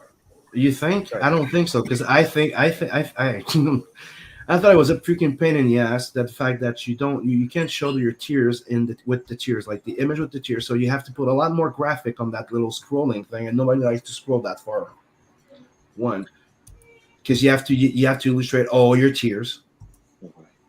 You have to put a lot more stuff in the stretch, and you don't have secret tiers. You cannot hide some of them. You know what I mean? You can't. The add-on doesn't work the same way. Like, you don't select which add-on goes with what. The add-on appear for everything. Yeah, there seems to be a lot of back-end stuff you have to do after the fact. Yeah. Okay. So Indiegogo is way better, but it's a different clientele, a different demographic, a different audience. Yeah. So it's worth going there. Like, I'm also looking at Zoop. Yeah, what is it? A 27 million user base versus a 9 million user base. Mm-hmm. Yeah. On Kickstarter? Yeah. Yes. And one of the things that we noticed, because it's something I was talking with Brian, and Brian was the first one to test it. He went and put because one of the things I was reading about the algorithm is that Indiegogo, from everything that I've seen, if you just drop a campaign on Indiegogo, people will rarely freaking see it. You really have to go on streams and go promote it for people to actually see it. The algorithm doesn't favor or promote that much. While dropping just a campaign on Kickstarter, you can technically get funded. Like Brian put there, like 6 Gun Gorilla, the trade paperback, and he did not promote it, did not tell no one, and he made $3,000. Oh, that'll work. Yep. Yeah, that's sort of one of the things we're trying to plan out now. It's like, I don't really have a bunch of Kickstarter connections. Like all of my shows that we've been on are Indiegogo guys. So yeah, I find that the Kickstarter scene isn't the same as the Indiegogo scene. Like a lot of it has to do with being on podcasts. Like if there's like a podcast circuit you can get on, that seems to be on kind of the only way. Yeah, your Kickstarter stuff, but like the Indiegogo scene with CG and stuff like that, like there's nothing like it. Like literally, there is nothing like it. Podcast you're talking about, like Spotify podcast, like there's what is it? I think there's one called Making Comics, page to page. I think Comics Launch is one. Comics Launch is one. There's different avenues. Specifically, it seems like Kickstarter works better in the podcast environment. But at the exact same time, because on Indiegogo you can have a stretched out campaign. Yeah. Kickstarter, it's just like you have this tiny window to try and point everybody to, So. But you can also put up to 60 days, I think, as well. It's just you cannot, split it in two or do anything with it. Yeah, one thing I did notice is they recommend 30 days, which does I think that's sort of enough to make. I mean, it made me a little nervous. I was like, all right, 30 days, shit. But Yeah, but did you Guys, set yours at 60 or 30? Guys, I don't know if you can hear it, but my dogs are fighting Satan out there. So I think I'm gonna go and check out what the hell's happening. It's getting riled up. Hey, thank you for having me, guys. It was an awesome show. And dude, let's talk animation some other time. I'll promise I won't hug. Anytime, brother. Yeah. Anytime you come out. But yeah, so Pops, Ryan, Sim, Ginge, the big ups. Have fun and Later, Pedro. And I hope none of your dogs gonna die. Yeah, hopefully. I gotta go, man. All right, Pedro. See you, buddy. This guy's just trying to steal. He's upstaging me right now. And to answer your question, I did 30 days. Because from what I've seen and what I've noticed, it's a different monster over there, and everybody's used to doing the 1 month thing. So it's like the same thing. If people get so used to having 2 months and the in demand right now on Indiegogo that people wait till the last minute, that stuff doesn't really happen on Kickstarter. They have 1 month. Yeah, it's a tighter rallying point. And I've seen some people doing like half that too now. Yeah, you can do quick starters. Yep. I've seen some people doing like those quick little Kickstarters too, only for digital, because you can do a digital only campaign. I'm like, they were even promoting it for a while. They were saying like, we'll promote you extra if you did that. Yeah, because they want to try to. I know that their models try to emphasize shorter campaigns for higher yield. Mm-hmm. And I even know that they're really trying to push what is it, the quick starter 100, where you're only doing a limited run of 100 of whatever it is that you're doing, and once you hit that, it's over. Interesting. So which one of the two is it? Because I know you can connect one platform to the other, and it'll say like fully funded. Is it Indiegogo to Kickstarter, or is it Kickstarter to Indiegogo? Kickstarter to Indiegogo. Yeah. Okay. So when you launch it on Indiegogo, is it going to say fully funded on Kickstarter? It's just going to say it's just going to say funded in demand with the amount, and people can back it. Like, unless I put a logo that says funded on Kickstarter or something, but I'm not doing that because I already have my campaign on Indiegogo. Oh, okay. Yeah, because once it's wrapped up on Kickstarter, you can leave a link that will lead back to your Indiegogo. Yes. Okay. Mm-hmm. Right on. That way, if anybody missed out, you can put them into the in demand. I thought I'd seen like a little tab, for lack of a better word, like next to some people's campaigns. Maybe I'm just crazy. No, some people make it, but they put in themselves. Yeah, some people. Is that what it is? Okay. Right there at the top, fully funded on Kickstarter for 15,000 or whatever. You see, I've put it in the risk and challenges at the bottom of the Kickstarter. Like the last thing it says, we've also had a campaign on Indiegogo that got funded. So very good, full transparency. I like it, and it's you just have to offer an exclusive cover, and everything's cool. So Sim, you can't be an hour late tomorrow, dude.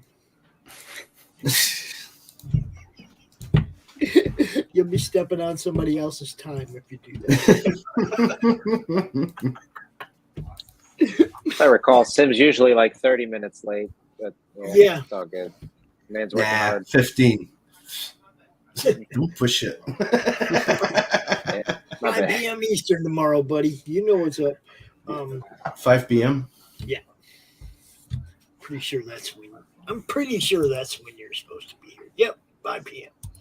You're following Jason Connolly, Daughters of Lord Satan. Gotta love the stuff people put out nowadays, huh?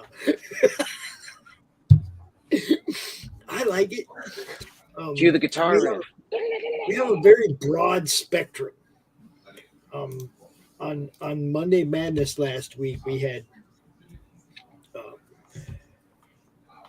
the guy from Tomorrow's End, which is a Christian Book of Revelations type comic with music and everything, right? It's like 46 songs that go along with the books and just, you know, pretty solid out there project. But right behind him, we had Jay, who was doing the Daughters of Lord Satan, and it was like, oh man, talk about bad scheduling. No, that's perfect scheduling. That's the old one-two punch combo. Yeah, the eternal battle of good and evil, right there on. Yeah, put them right there back to back. It was like, yeah, I should probably check these out a little bit next time. Can I say? You ask them when, you know, you tell them, hey, man, we got this many slots Monday night. Which one do you want? And you go with it. You know. It was a good show though. You go check it out. Tomorrow's End it's a band, and you know they're doing comic books. They got music, okay. You know, so I mean, it was definitely worthy of having them out talking about what they're doing. Just unfortunate that Jay had to follow. Yeah, mysterious ways. You're right. You're right. Smart, mysterious ways. So, what do you guys got? Ryan, what do you got coming up, man? What do you got going on? Right now, I'm just wrapping up Caius. I'm in the shading stage right now, but I'm also moving my tattoo studio, so that has been eating up all my time. So, unfortunately, it's putting everything on the back burner right now because that has to get up and running. Yeah, man, because I think you were on with our music and comics panel. Now you're out here with the anime and comics panel. What we got next? What are we gonna do next? I don't know. We'll figure something out. I got a couple plans of what I want to do for issue 3, but it's I want to keep a tight lid on it because it's all things in my head. It's all like conceptual stuff. I want to see if I can do it, and if so, I might be able to pull off something that's pretty freaking cool. So cool. Boy, I don't know what I pulled out the refrigerator, but it says Arnold Palmer Spiked. It's half iced tea and half lemonade, but it's got a kick. Nice. I don't think iced tea is supposed to be mixed with alcohol. And Smurf's asking if you close the campaign, Ryan. Campaign is still open right now, so if anybody wants to hop in there and get in on Caius' Story of Blood and Stone, you can get issue 1 and 2 still available right now. So, yeah, go watch that Brad video. Ryan, you need to say something in the YouTube chat so I can give you a wrench. You can drop that. Oh, okay. Let me see. Wrench him up. See, I give wrenches to everybody because that way y'all can just drop your links whenever you see that I'm on. You know, you could just come out, drop your link, go on about your business, or hang out and watch a show, whichever. You know, there you go. That's how we do it, man. And that keeps it straight too when everybody's. Oop. Froze.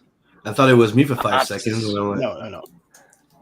Smirk's got me there. We've been speaking to a pre-recorded Pops this whole time. There he is. Welcome back, Pops. Welcome back from the dead there. It's going to be annoying all freaking weekend, man. I swear to God.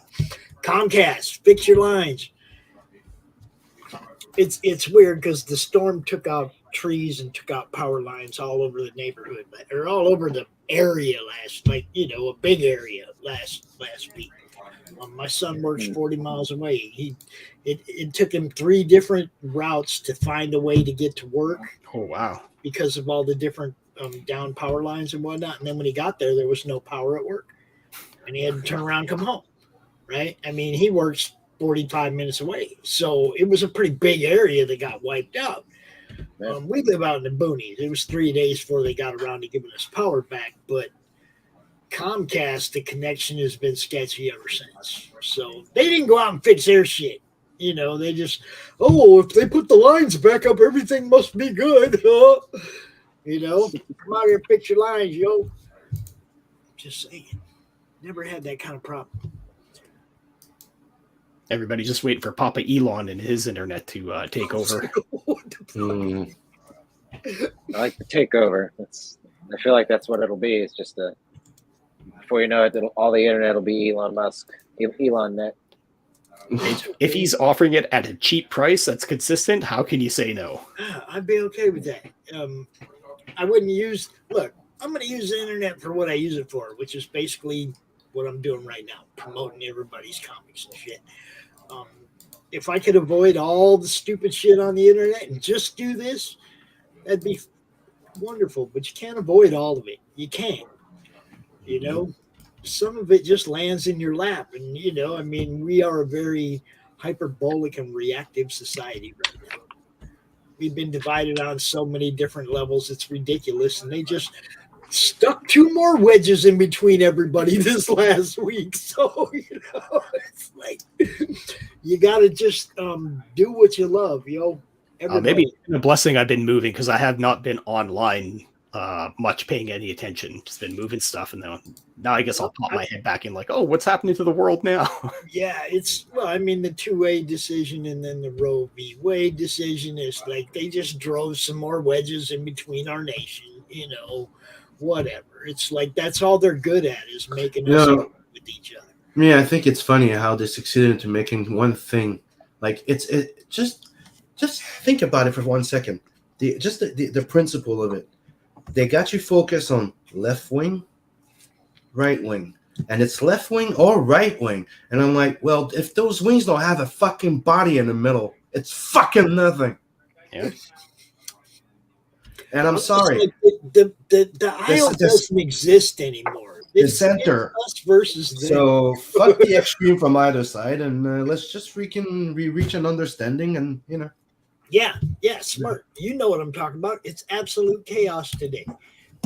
You don't even want to go look, but at the same time, some people just say stuff that's so stupid that you have to respond. You know?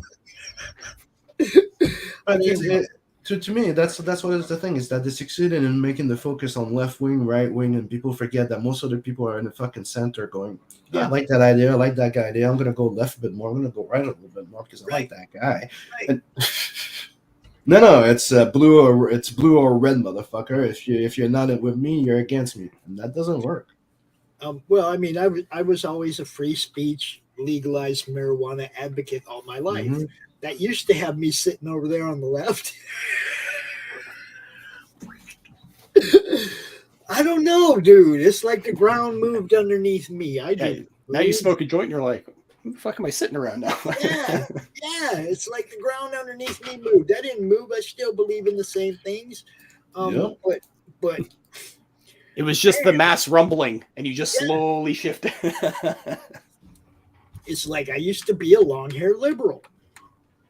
Now I'm 2A. I'm still free speech. I'm still advocate for legalization of marijuana, but somehow I'm not liberal anymore.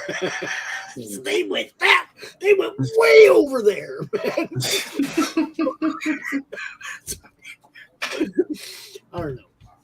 Yeah, pretty much. I kind of feel the same personally about myself. Mm-hmm. I mean, that pretty much describes what happened to me. I would say I'm in favor of all of those things that you just mentioned, and those are like some of the biggest stances in my life. Really, like freedom.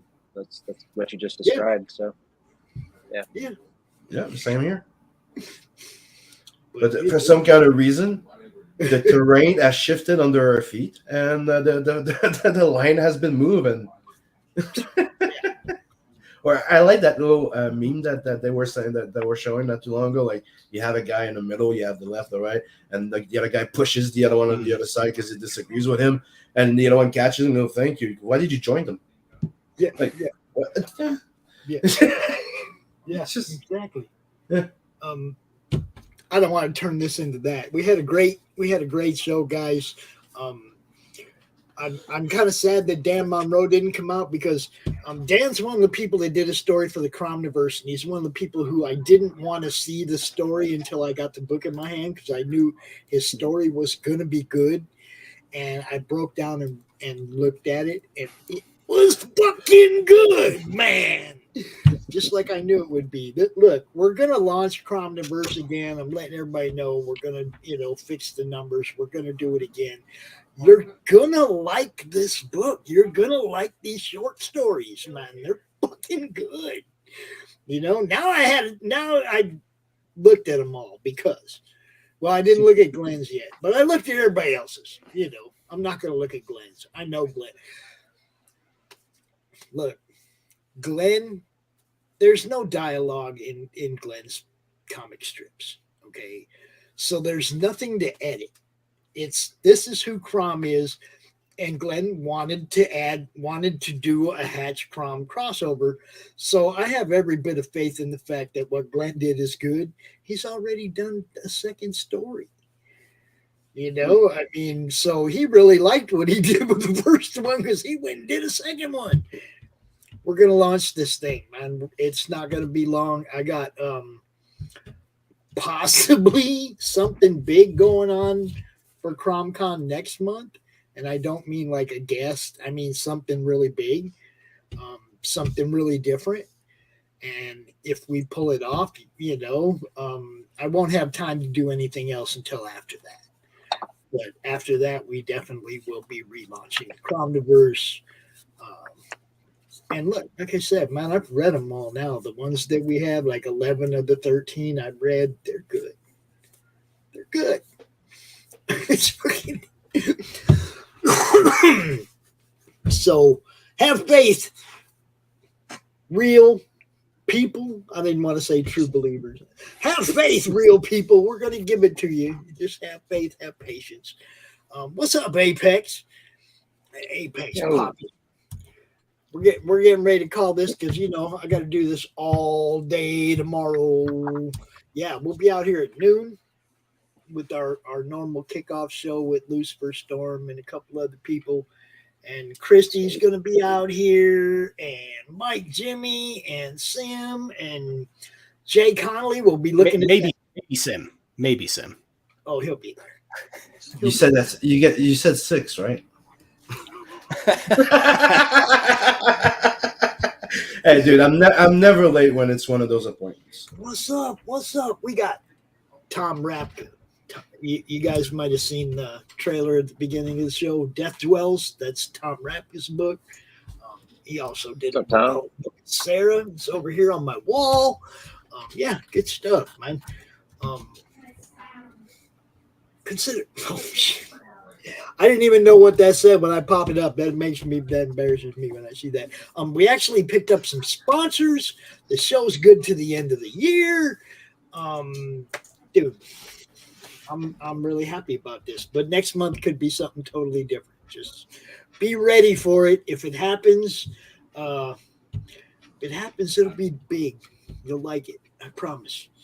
And you never know. It could lead into a few more of those type of shows. So, hey, Pops, before we go, I'd like to show just a little bit of what Pedro and I are doing that we have coming out next year.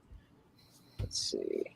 I've only shown like very few people this, so I'm actually kind of nervous to show it. But Pedro just brought us in some art, so it's called Waifus and Kaijus.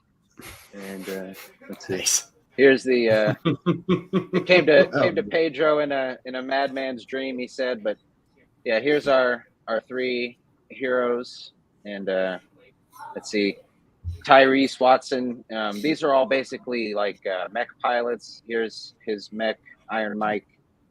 Had to do a Mike Tyson reference there. Nice. Here's their mech.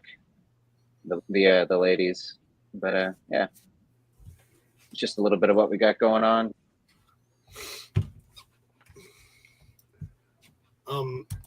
How did I get sponsored? Well, you guys remember that post last month where I said, I like that people send me books and stuff, but that doesn't pay for StreamYard.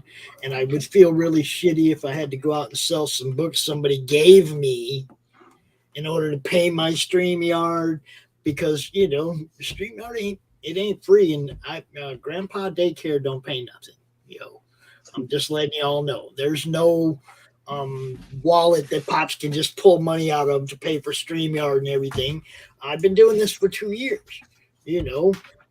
There's been times when people in my family have paid for the StreamYard so that we could do this show. And when I made the post, I love you guys, but can't do it for free. We got a sponsor right away. Committed Comics, Tom Doherty, Nira X dropped in a sponsorship, a little chunk of money to pay for a few months, and then right on the heels of that, Chris, who's been watching, Chris Brown, Laughing Rogue Games, jumped in there and threw some more money at me and said, let's make sure this show goes till the end of the year. And it's like, so, it's not like I went out looking for a sponsorship, but I like that I can do this, okay, without worrying about it. And I can play their clips and I can put their logos up on our graphics, and we have a Laughing Rogue trailer that we played at the beginning of the show, and we'll be getting one for Committed Comics here real soon. You guys know RJ at Critical Blast. He was one of the very first people that helped me out way back in the beginning, and paid for a couple months worth of stream art for me way back, and it was like, we always talk about RJ. There's always that product placement. My coffee cups and everything got Critical Blast Alamis on my hat, but it wasn't the same. I was like, dude, send me a PNG so I can put your logo on the graphics. Let's make this real. I totally appreciate these guys, man, because I don't have to beg every month for the rest of the year. I got the fundage to pay for the StreamYard. You know what I mean? That's a huge weight off my shoulders, and it makes it so that I know the show is going to go on all year. I don't have to worry about it. So I appreciate those guys, and we'll promote the heck out of what they're doing. Speaking of which, Laughing Rogue Games, Slaughterville. Get you one right here, man. This is a huge, heavy card game. There's a lot of freaking cards in here. There's extra cards. There's dice. There's freaking, what do you call them? The bad guys. The stat cards for the bad guys. This is a really nice set. And then he has another game called Gods of Metal, a card game. You ever wanted to be in a rock band? You want to go on tour with Ozzy? This is your freaking game right here, bro. This is it, man. So, and then everybody knows the guys Nira X. Everybody knows, the old school Nira X. Committed Comics, Java, Threads, couple good books. I read Threads just last week, man, and it was really good. Really, really good. So go check out committedcomics.com. There's also a little book called Java. Coffee Wars, yo. Coffee Wars in the future, right? It's 2073, and coffee is serious business. I'm just saying. I like it, kind of like Food Wars, which is actually it's very silly for an anime, but it's pretty funny if you can get past the just like people's tits popping out of their shirt when they eat like the most delicious pasta. But it's funny. Well, the original artist was a hentai animator, so makes sense. It all makes sense. Yeah. That kind of clears things there.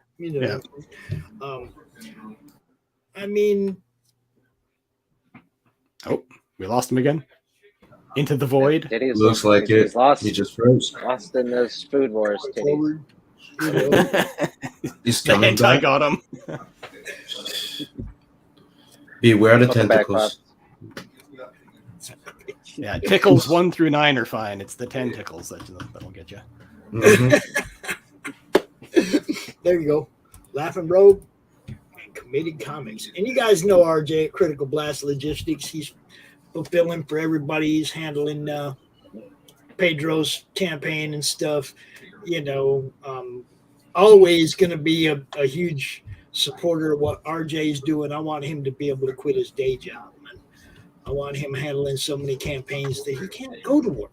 You got to stay home and handle these campaigns. That's what I'm hoping for him. And yeah, that trailer that I played for Death Dwells earlier, there you go. The song is written for the comic, and there will be a soundtrack CD too, possibly vinyl. You know, we're gonna have to have another one of those music and comics panels coming up next couple months. Get some of the new people up in here. But appreciate you guys. Music is important with comics too, dude. All of it is. You think about it, man. When you were reading them comics, you were listening to Led Zeppelin and shit. That's why I paid to have somebody compose a song for me.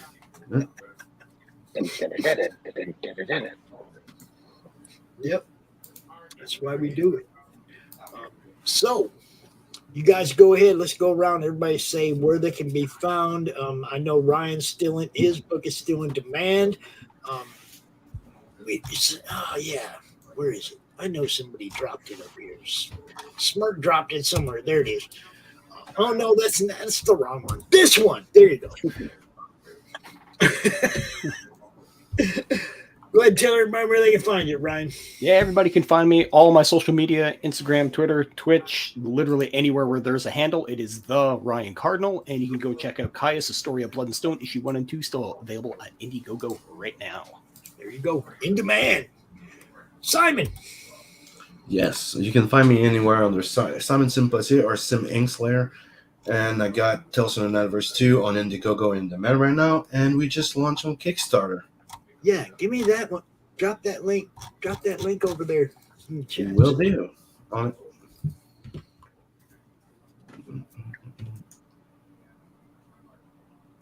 And this other guy, if you guys haven't watched the Ginger and Pedro show, you guys got to watch the Ginger and Pedro show. Go watch it tomorrow before CRoM CoN. You're slipping.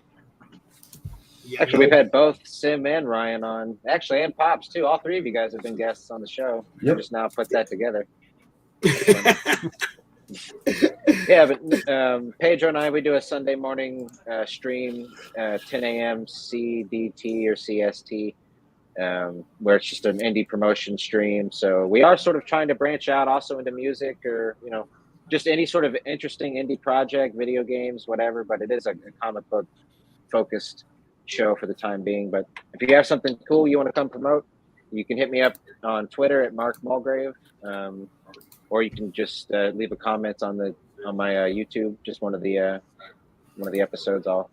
I check it pretty frequently. So, and if you forget and you can't find him, hit me up. I'll put you in touch with him, no problem. Any of these guys, man, you know, I will definitely. I don't know if the chat shows up tomorrow when you're watching the replay or not, but hit me up, man. I'm, you know, connecting people is part of what the madness is about. Networking, baby. You know, so. And thanks, Smirk. Say what, Sam? I said, and thank you, Smirk. Yes, yes. Smirk linking it up. Damn Instagram. Also, Pedro's book Tropical Magics is in demand on Indiegogo right now, so it should be going to the printer hopefully on Monday. Getting the cover colored this week. So, and Tom, I just gave you a wrench over there on YouTube too, so you can share your links to your book as well. That's what it's about, bro. Anytime you see me live, you can come out here and drop the link to your book. Anytime and every time. That's, you know, it's about. I'm going to sign off. I'm going to go get some kind of sleep because I got a long ass weekend ahead of me, boys. Yeah, and I'll be there tomorrow at 5. Thanks for having me on, Pops. It was fun hanging out with everybody. I don't know if any of you guys got signed up to be on RJ's final panel Sunday night, but if you are, I'll see you there. Thank you, Pops. You bet, man. Hail the chat. You guys later, everybody. You know what's up. We got one commercial that we end the show with, and you guys know what it is. It's all about the kids, yo. Where is it? Where's my banner? How come I can never find my banners? There it is. You guys know what's up. Have a great night. I will see you all tomorrow. Peace. Comic Books for Kids provides comic books to kids in hospitals and cancer centers across the U.S. It's a place where we can all work together to make sure every child has a comic book. 100% of all proceeds go towards the kids. It's about making a difference, and while they're in the hospital, allowing them to fly like a superhero, battle dragons, or rescue teddy bears. We are in every state in the country and now support over 160 hospitals. Every month, we add more.